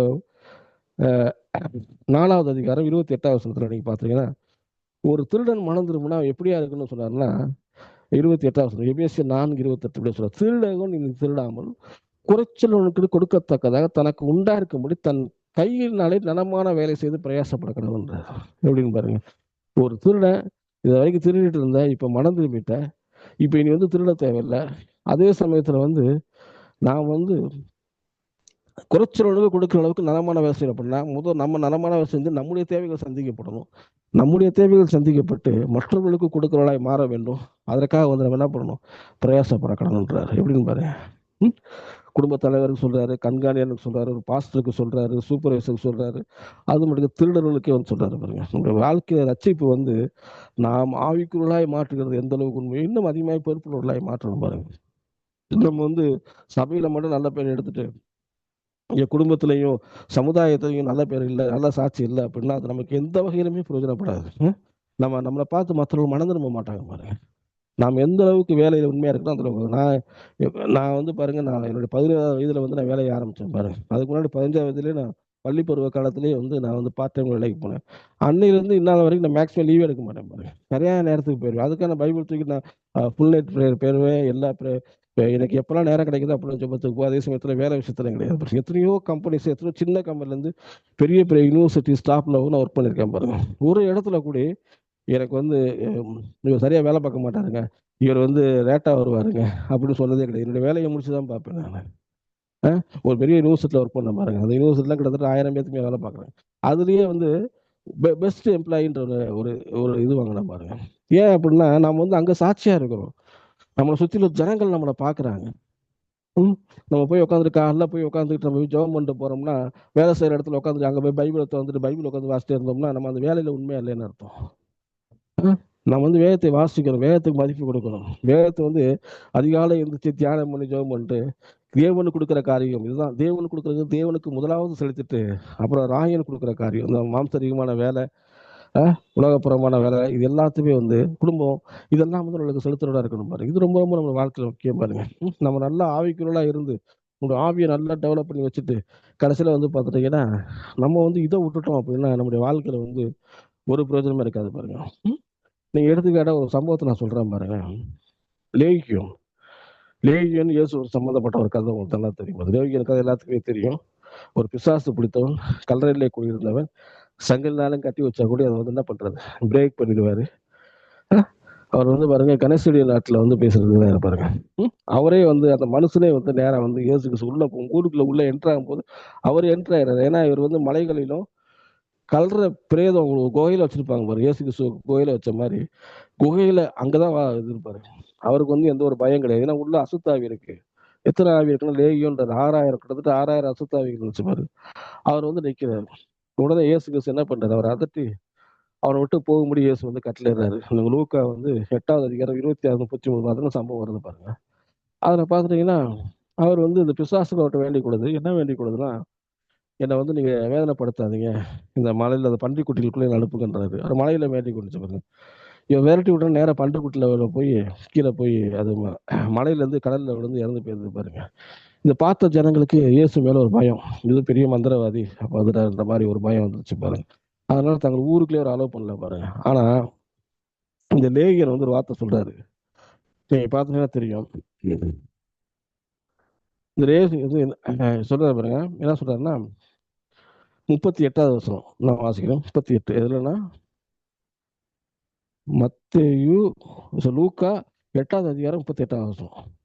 அவர் இப்படியா சொல்லுகிறாரு, பிசாசு நீங்கிற மனுஷன் லேகியோன் அவரோடு கூட இருக்கும்படி உத்தரவு கேட்டார். அது சொல்றான் ஆண்டவர்கிட்ட, பிசாசு போயிடுச்சு, புத்தி தெளிஞ்சிருச்சு, இப்ப அவங்க நல்ல ஒரு ஆடை உடுத்தி இயேசுவின் பாதத்தில் உட்காந்துருக்கு. அவர்கிட்ட சொல்றான், ஆண்டவரே என்னை மனுஷர்கள் வந்து என்னால் வந்து செயினில் கட்டி வச்சாங்க, என்னை கட்டி வைக்க முடியல. என் ஊருக்கு புறம்பாதான் இருந்தேன், கல்லறையில கூடி இருந்தேன், இப்போ நான் விடுதலை ஆக்கிட்டு நீங்கள் வந்து நான் உங்களோட கூட நான் வர்றேன், உங்களோட கூட வந்து உங்களோட கூட ஊழியத்தையே செஞ்சுக்கிட்டு உங்கள் கூடயே இருந்துக்கிறேன் நான். ஏன்னா மனுஷர்கள் என்னை ஏற்றுக்கொள்ள மாட்டார்கள். என்னை பிசாசு பிடித்தவரை தான் பார்க்குறாங்க. என்னை பிசாசு போனதை கொடுத்து அவளுக்கு வந்து ஒரு இது கிடையாது, நான் வந்து புறக்கணிக்கப்பட்டவராக பார்க்குறாங்க அப்படின்ற மாதிரி நான் உங்களோட கூட வந்துடுறேன் ஆண்டவரே அப்படின்றாரு. எனக்கு உத்தரவு கொடுங்க அப்படின்றாரு. 39 அப்படியா சொல்லுகிறது. இயேசு அவனை நோக்கி, நீ வீட்டுக்கு திரும்பி போய் தேவன் உனக்கு செய்தவர் எல்லாம் அறிவி என்று சொல்லி அவனை அனுப்பிவிட்டார். அந்தபடி அவன் போய் இயேசு தனக்கு செய்தவர் எல்லாம் பட்டணத்தில் எங்க பிரசித்தப்படுத்தினார். இன்னைக்கு ஒரு ஊழியம் இருக்கு பாருங்க. ஊழியம் எங்கன்னா இயேசுவோட கூட இல்லை.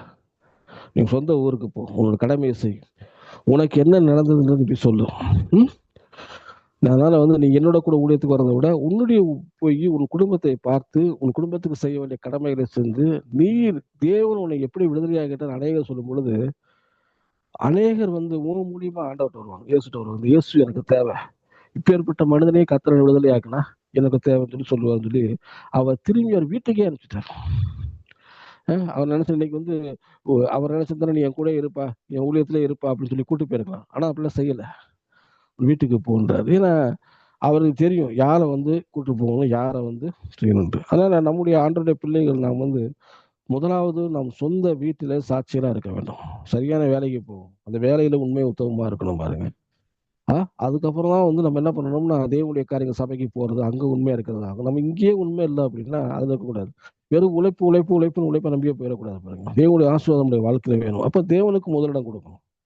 தேவனுக்கு முதலிடம் கொடுக்கிறது மட்டும் கிடையாது, நம்ம வந்து உலக பிரமாணம் செய்ய வேண்டிய கடமைகள், நம் குடும்பத்துக்கு செய்ய வேண்டிய கடமைகள், நம்ம நம்பியவர்களுக்கு செய்ய வேண்டிய கடமைகள் செய்யணும் பாருங்க. அதன் மூலியமா தான் நம்ம ஆசீர்வதிக்கப்படுகிறோம். அந்த ஆசீர்வாதத்து மூலியமா தேவனுடைய ராஜ்யங்கள் வந்து கட்டப்படும் பாருங்க. யாருக்குமே சும்மா வந்து பணம் யாரும் கொடுத்துட மாட்டாங்க. எங்கேயுமே நீங்க சும்மா வீட்டில் உட்காந்துட்டா பணம் தானே வந்து வர்றது பாருங்க. நான் வந்து வேலைக்கு செல்ல வேண்டும், அது ரொம்ப ரொம்ப முக்கியம் பாருங்க. நம்முடைய காரியங்கள் நான் தேவன் வந்து உற்று கவனிச்சிருக்காரு பாருங்க. நம்முடைய நம் குடும்பத்துக்கு நாம் தேவை அப்படிங்கிறது கர்த்தருக்கு நன்றாக தெரியும். யாரும் முழு ஊழியத்துக்கு அழைக்கப்பட்டார்களோ அவர் வந்து வரலாம்.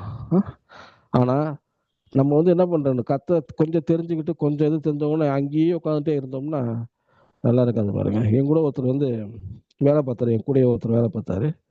நான் வேதமே கல்லூரியில் படிக்கும் பொழுது அது ஈவினிங் ஆராதனை நடக்கும் பாருங்க. அந்த ஆராதனையில் உட்காந்து என்னை பார்த்தா எனக்கு ஆச்சரியமா இருந்துச்சு அவருக்கு. நான் வேதகாலம் படிக்கும் பொழுது நான் காலையிலே வேலைக்கு போயிட்டு சீக்கிரம் நான் ஒரு 6 மணிக்கெல்லாம் நான் அந்த வேலையை முடிச்சுட்டு நாங்கள் போயிடுவோம் பாருங்க. அந்த சமயத்தில் வந்து பார்த்துட்டிங்கன்னா அவர் அங்கே உட்காந்துருக்காரு சபையில் வந்து ஆராதனை முடிச்சு சொல்கிறாரு. எனக்கு அவர் வேலையை விட்டு நின்றுட்டார். நான் தெரிஞ்சு நான் கேட்டேன், ஏன் பிரதர் வேலையை விட்டு நின்றுட்டீங்களே, நீங்கள் மறுபடியும் வந்து பேசக்கூடாதா, நீங்கள் வாங்க நான் வேணா ரெஃபர் பண்ணுறேன் மறுபடியும் உங்களை அப்படின்னு சொல்லேன். நான் இல்லை, நான் வந்து மறுபடியும் எங்கேயும் வேலைக்கு போகிற மாதிரிலாம் கிடையாது, நான் இப்படியே இங்கே இருந்துட்டு நான் வந்து இருக்க போகிறேன் நான் அப்படின்றார். எனக்கு ரொம்ப கஷ்டமாக இருந்துச்சு பாருங்க. நான் மறுபடியும் சொல்கிறேன், நீங்கள் வாங்க நான் உங்களுக்கு ரெஃபர் பண்ணுறேன், நான் மறுபடியும் நீங்கள் ஜாயின் பண்ணுங்க அப்படின்னாலும் அவர் வந்து கேட்குறேன். ஆனால் நான் இத்தனைக்கும் வந்து பாருங்க, நான் வேலை பார்க்குற என்னுடைய இடத்துக்கும் பைபிள் காலேஜுக்கும் எனக்கு வந்து குறைஞ்சது வந்து ஒரு 7-8 கிலோமீட்டர் இருக்கும் பாருங்க. நான் அந்த சரியாக நான் முடிச்சுட்டு நான் வேகத்தில் என்னுடைய வாகனத்தை எடுத்து நான் வந்து போய் சேருவேன் பாருங்க. ஆனால் ஏன் உண்மை சொல்றேன்னா, நான் வந்து வேலை செய்கிற இடத்துக்கு உண்மையாக இருக்க வேண்டும். கர்த்தர் அதை கவனிக்கிறார். அது எனக்கு கொடுக்கப்பட்ட ஒரு பொறுப்பு. கர்த்தர் எனக்கு எப்போ இந்த வேலையை விட சொல்றாரோ அப்போ வேலையை விடணும். அப்போதான் முழு ஊழியத்துக்கு வந்து வர முடியும் பாருங்க. நான் வந்து என்ன பண்ணுறேன், கர்த்தரை விட சொல்லாமலே போய் நம்ம வந்து இப்படியே இருந்துட்டோம்னா இது காரணம் வந்து என்ன பார்த்தீங்கன்னா, சில நேரம் இந்த சோப் சால்வேஷன் சொல்லுவோம் நம்ம. அது நல்லது தான், அது புறஜாதிகளுக்கு ஓகே தான். சில நேரங்கள் சபையில் முடிஞ்சவொன்னே ஆகாரம் கொடுப்பாங்க. பர்பஸ் என்ன, ரொம்ப நேரம் சபையில் உட்காந்துருக்குறாங்க, அவர் வந்து பசியாக வீட்டுக்கு போகக்கூடாது, சபை ஒரு அவுட்டரில் இருக்குது, ஒரு ஆகாரம் போட்டு அனுப்பிச்சு வைப்போம் அப்படின்னா அது வந்து சில ஆட்கள், இந்த மாதிரி ஆட்கள் வந்து அதை தவறாக அதை இது பண்ணுறாங்க. அதனால வந்து என்ன ஆகி போயிருது அப்படின்னா, ஒரு ஆவிக்குரிய சோம்பேறிகள், ஆவிக்குரிய சோம்பேறினா இவர் வந்து பேசிக்காவே இதாகிடுறா பாருங்க. இது வந்து இதனால வந்து தேவனுக்கு வந்து எந்த ஒரு மகிமையுமே கிடையாது பாருங்க. நம்முடைய வாழ்க்கை சாட்சி இல்லாத வாழ்க்கையாக ஆகிடும். நாம் எந்த அளவுக்கு ஆண்டவருக்கு உண்மையா இருக்கிறோமோ, வேதத்தை தியானிக்கிறோமோ, கர்த்தருடைய வேத காரியங்களை எந்த அளவுக்கு நம்ம இருக்கணுமோ, அதே போல் வந்து நாம் வந்து என்ன பண்ணுவோம், நம்முடைய வாழ்க்கையில சமுதாயத்துல உண்மையில் உள்ள இருக்க வேண்டும். அதுக்கு வந்து ரொம்ப ரொம்ப முக்கியமா இருக்கும். அதுதான் நம்முடைய வாழ்க்கையில வந்து ஒரு இதா இருக்கும். இப்போ வந்து வேலை செய்யறதை குறித்து அவர் இப்படியா சொல்லுறாரு சபையில வந்து. இப்ப கன்னியாகுமரி சொல்லிட்டாரு, திருடனை பத்தி சொல்லிட்டாரு, எப்படி லேகியனை வந்து கர்த்தர் எப்படி வந்து அவர் வீட்டுக்கு அனுப்பிச்சாரோ அதையும் பார்த்துட்டார். வீட்டுக்கு என்ன சாட்சி சொல்லணும், அவருக்கு வேலை வந்து ஊழியம் வந்து இயேசு கூட இல்லை, ஈஸியை விட்டு வேலை இப்படிலாம் சொல்லிட்டு அவர் சொல்றாரு. வேலையை கொடுத்து வந்து 2 தெசலோனிக்கேயர்ல பார்த்தீங்கன்னா 3வது அதிகாரத்துல பார்த்தீங்கன்னா இருக்கும். 2 தெசலோனிக்கேயர் 3ஆம் அதிகாரம் 6லேருந்து 12ஆம் வசனம் பார்த்தீங்கன்னா இப்படியே சொல்லுகிறது. அதாவது 6லேருந்து 12 வந்து 10வது வசனத்துல வாசிக்கும். ஒருவன் வேலை செய்ய மனதில்லாத அவன் சாப்பிடவும் கூடாது என்று நான் உங்களுக்கு இருந்தபோது உங்களுக்கு கட்டளையிட்டோமே. உங்களில் சிலர் யாதொரு வேலையும் செய்யாமல் வீண் அலுவல்காராய் ஒழுங்கற்று திரிகிறார் என்று கேள்விப்படுகிறோம். இப்படிப்பட்டவர்கள் அமைதலோடு வேலை செய்து தங்கள் சொந்த சாப்பாட்டை சாப்பிட வேண்டும் என்று நம்முடைய கர்த்தராகிய இயேசு கிறிஸ்துவினாலே அவர்களுக்கு நாங்கள் புத்தி சொல்கிறோம். ஏன்னா ஊழியக்காரர்கள் மிகப்பெரிய கடமை. இவரே சொல்றாரு 6வது அதிகாரத்தில் பார்த்தா, மேலும் சகோதரர் எங்களை ஏற்றுக்கொண்ட முறையின்படி நடக்காமல் ஒழுங்கற்று நடக்கிற எந்த சகோதரனையும் எப்படி ஒரு கண்டிக்கிறார் பாருங்க. ஒழுங்கற்று நடக்கின்ற ஒரு நீங்க ஏற்றுக்கொண்டீங்க, ஆனா ஒழுங்கற்று நடந்தீங்க. உங்க வாழ்க்கையில வந்து ஒழுக்கங்கிறது இல்லை.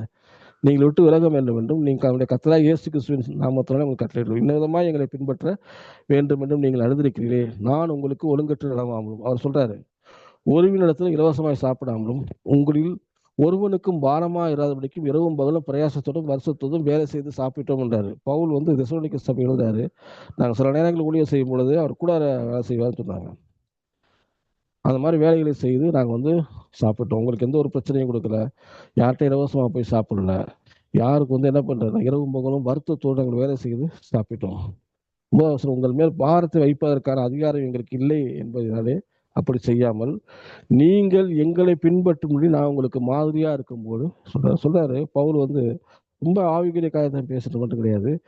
எப்படி வந்து நாம் மற்றவர்களுக்கு பாரமா இருக்கக்கூடாது, நம்மளோட பர்டனை வந்து மற்றவங்க வந்து நினைக்கவே கூடாது. அதனால நம்முடைய வாழ்க்கையில வந்து வேலைங்கிறது ரொம்ப ரொம்ப முக்கியம். ஏன்னா வேலைங்கிறது வந்து நம்முடைய முழு திறமையும் முழு ஆற்றலையும் நம்ம அந்த இடத்துல வெளிப்படுத்திடுவோம். மனிதனுடைய முழு திறமை வந்து அந்த இடத்துல தான் வெளிப்படுது பாருங்க. அது சொல்றாரு, நீ வேலை பார்க்கணும், நீ வேலை பார்த்தா தான் சாப்பிடணும். அதுதான் ரொம்ப ரொம்ப வேலை சாப்பிடணும், சாப்பிடவே கூடாது பாருங்க. ஆவிக்கு ஒரு ஒரு ஒரு சோம்பேறித்தனோட வாழ்க்கை வந்து நம்மளோட வாழ்க்கையில் இருக்கக்கூடாது. ஒழுங்கற்று திருவிழா இருக்கக்கூடாது. அதுதான் ரொம்ப ரொம்ப முக்கியம் பாருங்க. இப்படியா நம்ம பார்க்கும் பொழுது நம்முடைய வாழ்க்கையில எந்த அளவுக்கு தேவனுடைய காரியத்தை தேவனுடைய காரியங்கள் செலுத்துறோமோ அதே மாதிரி நம்முடைய கடமைகள், நம் சொந்த கடமைகள், அதுதான் நம்முடைய வாழ்க்கையில் மிகப்பெரிய ஒரு சாட்சியை உண்டு பண்ணுறதா இருக்க பாருங்க. ஏன்னா நம்முடைய பர்சனல் வாழ்க்கையில தான் தேவ வசனத்தை அப்ளை பண்ணும் பொழுது நம்முடைய பர்சனல் வாழ்க்கையை தான் பார்ப்பாங்க. நம்ம பைபிள்ல என்ன சத்தியம் படிச்சிருக்கோம், பைபிளை தூக்கிட்டு இருக்கோம், அதுல என்ன போட்டிருக்குங்கிறது நமக்கு தான் தெரியும். ஆனா புறஜாதிகள் நம்மளை பார்க்கும் பொழுது நாம் எப்படி வாழ்கிறோம் என்பதுதான் பார்ப்பாங்க. குடும்பத்துல எப்படி வாழ்றோம், வெளியில எப்படி வாழ்றோம், முன்னாடி எப்படியா இருந்தோம், இன்னைக்கு எப்படி இருக்கிறோம், இது எல்லாத்தையுமே அவங்க வந்து ஜனங்கள் பார்க்குறோம். அவங்களுக்கு வந்து அதுக்கப்புறம் தான் வேதத்தை ரசிக்கப்படுறாங்க, வேதத்தை திறந்து வந்து வர பாருங்க. அதனால நம்முடைய வாழ்க்கையில நம்ம வாய் வந்து அவர்கள் சுவிசேஷம் சொல்வதை காட்டிலும் நம்முடைய வாழ்க்கை வந்து சாட்சியா இருக்கும் பொழுது அநேகர் வந்து இயேசுவை ஏற்றுக்கொள்வார்கள் பாருங்க. இந்த வாழ்க்கையில வந்து தேவன் வந்து ரொம்ப ரொம்ப முக்கியம். அதே சமயத்துல கர்த்தர் நமக்கு எதற்காக குடும்பத்துல வச்சிருக்காரு, எதற்காக நம்முடைய வேலையில வச்சிருக்கிறாரு, அதுக்கு வந்து உண்மையா இருக்க வேண்டும் பாருங்க. நம்மளோட வாழ்க்கையில சாட்சிங்கிறது ரொம்ப ரொம்ப முக்கியமான ஒரு காரியம் பாருங்க. ஏன்னா அப்போஸ்தலர்களுடைய நடபடிகள் 1வது 8வது வசனம் இப்படியே எழுதப்பட்டிருக்கிறது. பரிசுத்த ஆவி உங்களிடத்தில் வரும்பொழுது நீங்கள் பலன் அடைந்து 1வது எருசலேமிலும் 2வது யூதேயா முழுவதிலும் 3வது சமாரியாவிலும் பூமியின் கடைசி பரியந்தம் எனக்கு சாட்சிகளாக இருப்பீர்கள். எதற்கு சாட்சிகளாக இருப்பார்கள்? இயேசு கிறிஸ்து இந்த பூமிக்கு வந்தார், மரித்தார், உயிர்த்தெழுந்தார், இயேசுவே தேவன், அவர் தான் மேசியா என்பதற்கு சாட்சி தான். அதே சமயத்துல ஒரு பர்சனல் வாழ்க்கையிலையும் நம்ம சாட்சியாக இருக்கும். எருசலேம்ல தான் அவங்க இருக்கிறாங்க, அதனால எருசலேம்ல சாட்சியா இருங்க. பக்கத்துல யூதியா நாடு இருக்கு, யூதியா தேசம் இருக்கிறது, சமாரியா தேசம் இருக்கிறது. இங்க மட்டும் சாட்சியா இருக்கக்கூடாது, எல்லா இடங்களிலும் வந்து பூமியினுடைய கடைசி பரியத்தை வந்து நம்ம என்ன பண்ணணும், உங்க வாழ்க்கையில சாட்சியுள்ள ஒரு வாழ்க்கை இருக்கணும். சாட்சி சொல்றது ஈஸி பாருங்க. சாட்சி சொல்லணும்னா சபையோட 1 பேரும் சொல்லுவாங்க. ஆனா சாட்சிகளாய் வாழ்றாங்க, இவரை குறித்து மற்றவர்கள் சாட்சி கொடுக்குற வாழ்க்கை வாழ்றது வந்து அது ரொம்ப கஷ்டம் பாருங்க. நான் சொல்றேன், வேதத்தை தூக்கி அதை படித்து அதை தியானம் பண்றது வந்து ஒரு பெரிய விஷயமே கிடையாது. இன்னும் அதிகமாய் தேவனை வந்து தேடலாம், சரியான முறையில தேவனை பார்த்தது பண்ணார். அதே சமயத்துல வந்து நாம் வந்து மற்றவர்களுக்கு சாட்சியா இருக்கும் பொழுது மாத்திரம் தேவனை நம்முடைய வாழ்க்கை கனப்படுத்துகிறதா இருக்குது. நம்முடைய வாழ்க்கையிலே நம்முடைய விசுவாசம், ஆவிக்குரிய காரியங்கள் இவையெல்லாம் நம்முடைய வாழ்க்கையில செயல்படணும்னா அதற்கேற்ற செயல்பாடு ரொம்ப முக்கியம். ஃபெய்த் இன் ஆக்ஷன் வந்து ரொம்ப ரொம்ப முக்கியம். அதற்கு வந்து நாம் வீட்டிலே உண்மையோட இருக்கும், வீட்டிலே சாட்சியுள்ளா இருக்க வேண்டும், ஒரு குடும்பத்திலே சாட்சியுள்ளா இருக்க வேண்டும், சபையிலே சாட்சியுள்ளா இருக்க வேண்டும், சமுதாயத்துல சாட்சியுள்ளா இருக்க வேண்டும், நான் வேலை செய்யற இடத்துல நம்ம சாட்சியுள்ளா இருக்கணும் பாருங்க. சாட்சியுள்ளா இருக்கிற மாத்திரம்தான் வந்து நாம் அநேகரை கவர்ந்து எழுப்பா இருப்பது. லேகியர் மாதிரி தன்னோட வாழ்க்கையில என்ன நடந்திருக்குங்கிறது ஊர்ல போய் சொல்லும் பொழுதுதான் தேவனுடைய நாமத்தை பிரஸ்தாபப்படுத்த முடியும், தேவனுடைய நாமம் வந்து மையப்பட முடியும். இப்போ நம்முடைய வாழ்க்கையில சாட்சியா இருக்க வேண்டும். நாம் எப்படி வந்து தேவனுடைய காரியங்கள் தேவனுக்கு செலுத்துகிறோமோ அதே மாதிரி இந்த மாம்சரியமான காரியங்கள், இது கவர்மெண்ட்டுக்கு செலுத்த வேண்டிய காரியங்கள், வேலைக்கு குடும்பத்தை செலுத்த வேண்டிய காரியங்கள், இது எல்லாவற்றையும் வந்து சரியாக முறையில் செலுத்துறதா இருக்க வேண்டும். ஒரு விசுவாசினா இப்படி தான் இருக்கணும். ஒரு விசுவாசி வந்து வெறும் பைபிள் தூக்கிட்டு போகிற விசுவாசியாக மட்டும் இல்லாமல் குடும்பத்தில் மற்றவர்கள் சாட்சியாக இருக்கணும். பாருங்க, சாட்சியாக இருக்கும் எல்லா இடத்துலையும். நம்பர் ஒன்ற பேர் வரணும், உண்மை உள்ளவன்ற மனுஷன்ற பேர் வரணும், உண்மை உத்தமமான ஊழியக்காரன்ற பேர் வரணும். பாருங்க, அதை எடுத்தா தான் நம்முடைய வாழ்க்கையில மிகப்பெரிய ஒரு சக்ஸஸ். பாருங்க, நம்ம வந்து ப்ராக்டிக்கலாகவும் சக்ஸஸ் பண்ண முடியும், ஸ்பிரிச்சுவலாகவும் சக்ஸஸ் முடியும். அப்போ 2 காரியங்கள் நம்முடைய வாழ்க்கையில் ரொம்ப முக்கியம். நான் வந்து ப்ராக்டிக்கலாகவும் சக்ஸஸ் ஆகணும், அதே சமயத்தில் ஆவிக்குரிய சக்ஸஸ். அதனால தான் வந்து ஒரு முழு பலத்தோடு, முழு ஆத்மாவோடு சொன்னார், முழு அன்போடுன்னாரு, எல்லாம் சொல்லிட்டு கடைசியில் முழு பலத்தோடுன்னாரு. இப்போ முழு பலம்னா என்ன? முழு பலம்னா என்ன? வயசானவர்களுக்குள்ள பலமே இல்லை, அப்போ அதை சொல்றாரு முழு பலத்தோடு. முழு பலம்னா இந்த மாம்சரியமான காரியங்கள், உலகபுறமான காரியங்கள், இதோட என்ன பண்றாருன்னா தேவனை வந்து மையப்படுத்தணும். அதை சரியாக செய்யும் பொழுது தேவனுடைய நாமம் மையப்படுகிறது. அதனால நம்மளோட வாழ்க்கையில சாட்சி ரொம்ப முக்கியம். நாம் இருக்கிற ஏரியா, நம்ம குடும்பம், நம்முடைய ஏரியா, நம்முடைய இந்த பட்டணம், நம்முடைய வேலை செய்கிற இடம், சபை, நம்ம சமுதாயம் எல்லாவற்றும் சாட்சியெல்லாம் இருக்க வேண்டும். கர்த்தருடைய நாமம் மையப்படுவதாக. ஆமென். அன்பின் பரலோக பிதாவே, நன்றியோடு துதிக்கிறோம் ஆண்டவரே. கிருபையின் தேவனை சோத்தரிக்கிற மையப்படுத்தும் ஆண்டவரே. கர்த்தாவே, நாங்கள் கொடுக்கப்பட்ட குடும்பத்தில் வேலையில உண்மையா இருக்க உதவி செய்கிறார். சொந்த ஜனத்தை கர்த்தாவே நாங்கள் விசாரிக்கிறார் ஆண்டவரே. இந்த குடும்பத்தை விசாரிக்கிறார் மாத்திரமல்ல, சபையை விசாரிக்கிறார் எங்களை வைத்திருக்கிறீர் ஆண்டவரே. எங்களோட வாழ்க்கையில் ஒரு மிகப்பெரிய சாட்சியை நீ கொடுத்திருக்கிறீர். சாட்சியுள்ள வாழ்க்கை வாழ எங்களுக்கு கொடுத்திருக்கிறேன் ஆண்டவரே. எரிசலேமும் யூதியாவிலும் ஆண்டவரே, சமாரியாவிலும் ஒரு வாழ்க்கை சாட்சியாக இருக்கிறபடி நன்றி செலுத்த மாட்டேன். அதற்குரிய காரியங்கள் நாங்கள் வந்து அவரை ஆவிக்குரிய காரியங்கள் மாத்திரம் வேலை விஷயத்திலும் மற்ற எல்லா காரியங்களும் எங்களுடைய குடும்ப பொருள் உண்மையாக இருக்க உதவி செய்கிறோம். கருத்துல போகிறோம். இயேசு நாமத்தில் ஜெபிக்கிறோம் ஜீவன நல்ல பிதாவே. ஆமென். ஆமென். ஆமென். நன்றி பாஸ்டர் மார்ட்டின். இன்றைய நாளிலே ஜெபம் என்ற தலைப்பிலே லூக்கா 20ஆம் அதிகாரம் 25ஆம் வசனத்தை எடுத்து நாணயம் சொன்னீர்கள். அடுத்து மத்தேயு 11:27 மீன் வாயில் வந்த வெள்ளிப்பணம் விளக்கத்தை கொடுத்தீர்கள். குடும்பம் சாட்சியா இருக்க வேணும்னு சொன்னீர்கள். லூக்கா 8ஆம் அதிகாரத்துல லேகியோன் ஆண்டவர் பண்டிக்குள்ளே துரத்தி விட்டார். இந்த பண்டிகள் மலையில இருந்து கடல்ல வந்து செத்து போச்சு. ஓடி வந்தவர்கள் இயேசுவை எல்லையை விட்டு போகும்படி சொன்னார். ஏன் எல்லையை விட்டு போகும்படி சொன்னார்? அற்புதம் நடந்திருக்கு. ஒரு பிசாசு பிடித்தவன் நல்ல குணமா இருக்கிறான். அது மந்திரவாதியா இருக்கட்டும், இயேசுவா இருக்கட்டும். அதை கண்டு அவர்கள் ஆச்சரியப்படாமல் இயேசுவை எல்லையை விட்டு வெளியிலே போகும்னு சொல்றார். காரணம் என்னென்றால், அங்க வந்தவர் எல்லோரும் அவர்களும் பண்டி மேய்க்கிறவர்கள். அங்கே ஒரு பண்டி கூட்டம். அந்த பண்டி தங்களுடைய பண்டியரும் கடல்ல தள்ளி விட்டுவாரோன்னு பயத்துல அவர் அந்த எல்லையை விட்டு போகும்னு சொன்னார் என்ற வேத ஆராய்ச்சி. அடுத்த ஒரு வேத விளக்கம் சொல்றது, ஒரு யூதர் பண்டிகை வளர்த்தவனா அவனை வெளிக்காட்ட வேணும்னு தான் இந்த நிகழ்ச்சி நடந்ததுன்னு சொல்லுறாங்க.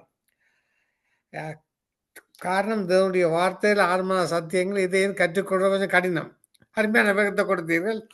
மற்றும் ஒரு முக்கியமான செய்தி என்னண்டா பாஸ்டர், வருகிற சனிக்கிழமை 8ஆம் தேதி நேர மாற்றம் 1 மணித்தியாலம் பிந்தும் போகும்பொழுது இதே நேரத்தை நீங்கள் செய்து கொடுக்க முடியாது. ஒரு சமயம் 1 மணித்தியாலம் முந்தும் பிந்தும். நான் அடுத்த கிழமை உங்களுக்கு விரிவாய் சொல்றேன். கர்த்தர் உங்களையும் உங்கள் ஊழியங்களையும் உங்கள் கையிட்டு செய்யும் சகல காரியங்களையும் தேவன் அபரிவிதமாக ஆசீர்வதிப்பாராக. ஆமென். ஆமென். ஆமென். இதுவரை நேரமும் ஜெபம் என்ற தலைப்பிலே தொடர்ந்து செய்து கொடுத்தவர் pastor Martin India. Pastor Victor Paul சமூகம் அளிக்கவில்லை. நாங்கள் முடிவு எடுப்போம். இன்றைய நாளிலே ஆரம்ப ஜெபம் எடுத்த கருணா, ஊழியருக்கான ஜெபம் சிஸ்டர் டோலி, கேட்டுக்கொண்ட பிள்ளைகள் ரஜினியை ஜெபித்து ஊழியருக்காக ஜெபித்து முடிவு கொண்டுறோம். அன்பான பரலோக தகப்பனே சுவாமி, இந்த வார்த்தைகளின் வெளிச்சத்திலே தாழ்ந்து கொடுத்த பிள்ளைகள் sister Karuna, sister Dolly, sister Rajini Alangaramani, தேவனே இவர்களை ஆசீர்வதிக்க வேண்டுமாக செபிக்க. இவர் கையிட்டு செய்யும் ஒவ்வொரு காரியங்களையும், ஒவ்வொரு நிகழ்ச்சியையும் ஆசீர்வது, குடும்பத்தை ஆசீர்வதும். அந்த பிள்ளைகள் கையிட்டு செய்யும் ஒவ்வொரு காரியங்களும், ஆவிக்குரிய காரியங்களையும் ஆசீர்வதித்து நீர் வழிநடத்த வேண்டுமாக செபிக்க. ஐயா, இன்றைய நாளே சுவாமி வார்த்தைகளின் வெளிச்சத்தை வார்த்தையை கொடுத்த பாஸ்டர் விக்டர் போல் மார்ட்டின், திருப்பந்தியை கொடுத்த சாமி, பாஸ்டர் மார்ட்டின் ஜெபத்தை பற்றி சொன்னார், பாஸ்டர் விக்டர் போல் திருவந்த பற்றி அழகாக எடுத்து சொன்னார் சாமி. இந்த தேவ ஊழியர்களுடைய வார்த்தையின் மூலம் அநேக காரியங்களை இந்த வேதாமத்திலிருந்து கற்றுக்கொண்டோம். அதுக்காக நன்றி சுவாமி. ஐயா, இந்த நேரத்தில் சங்கம வானொலி நேர கூறும். இந்த சங்கம வானொலி மூலம் இந்த வார்த்தைகளின் வெளிச்சத்தை தந்த தேவனுக்கு நன்றி சொல்ற சாமி. நன்றி சொல்லி இந்த நிகழ்ச்சியை இந்த ஆவியான வழிநடத்த கிருபைக்கா நன்றி. பரிசுத்த ஆவியானவரே, இன்றைய நாளில் தொடக்கம் முதல் முடியும் வரை எங்களோட கூட இருந்து வழிநடத்தி எந்த வித ஒரு தடைகள் வராதபடி எங்களை ஆசிர்வதித்து தந்தி சுவாமி. அந்த கிருபைக்காரு இதுல கலந்து கொண்ட பிள்ளைகள், வார்த்தை கொடுத்த தாசர்கள், கேட்டுக்கொண்டிருக்கிற பிள்ளைகள், 110 நாடுகளை கேட்கிற பிள்ளைகள், மறுவழிப்பு கேட்கிற பிள்ளைகள், யூடியூபில் கேட்கிற அனைவரையும் நீர் ஆசீர்வதித்து வளர்த்த வேண்டுமாக ஜெபிக்கும். நாளைய தினத்தில் நடக்கிற நித்திய விஷயத்தை நீர் ஆசீர்வதித்து வழிநடத்த வேண்டும். எல்லாம் இல்ல இயேசு கிறிஸ்துவின் அதிகாரம் உள்ள நாமத்தினாலே ஜெபிக்கிறேன் பரமபிதாவே. ஆமேன் ஆமேன். நான் இப்ப ஆத்மாவே சொல்லுவோமா? சிஸ்டர் டோலி மைக் ஓன் பண்ணுங்க. என் ஆத்மாவே என் ஆத்துமாவே கர்த்தரை ஸ்தோத்திரி, என் உள்ளமே அவருடைய பரிசுத்த நாமத்தை ஸ்தோத்திரி. என் ஆத்துமாவே கர்த்தரை ஸ்தோத்திரி, அவர் செய்த சகல உபகாரங்களையும் மறவாதே.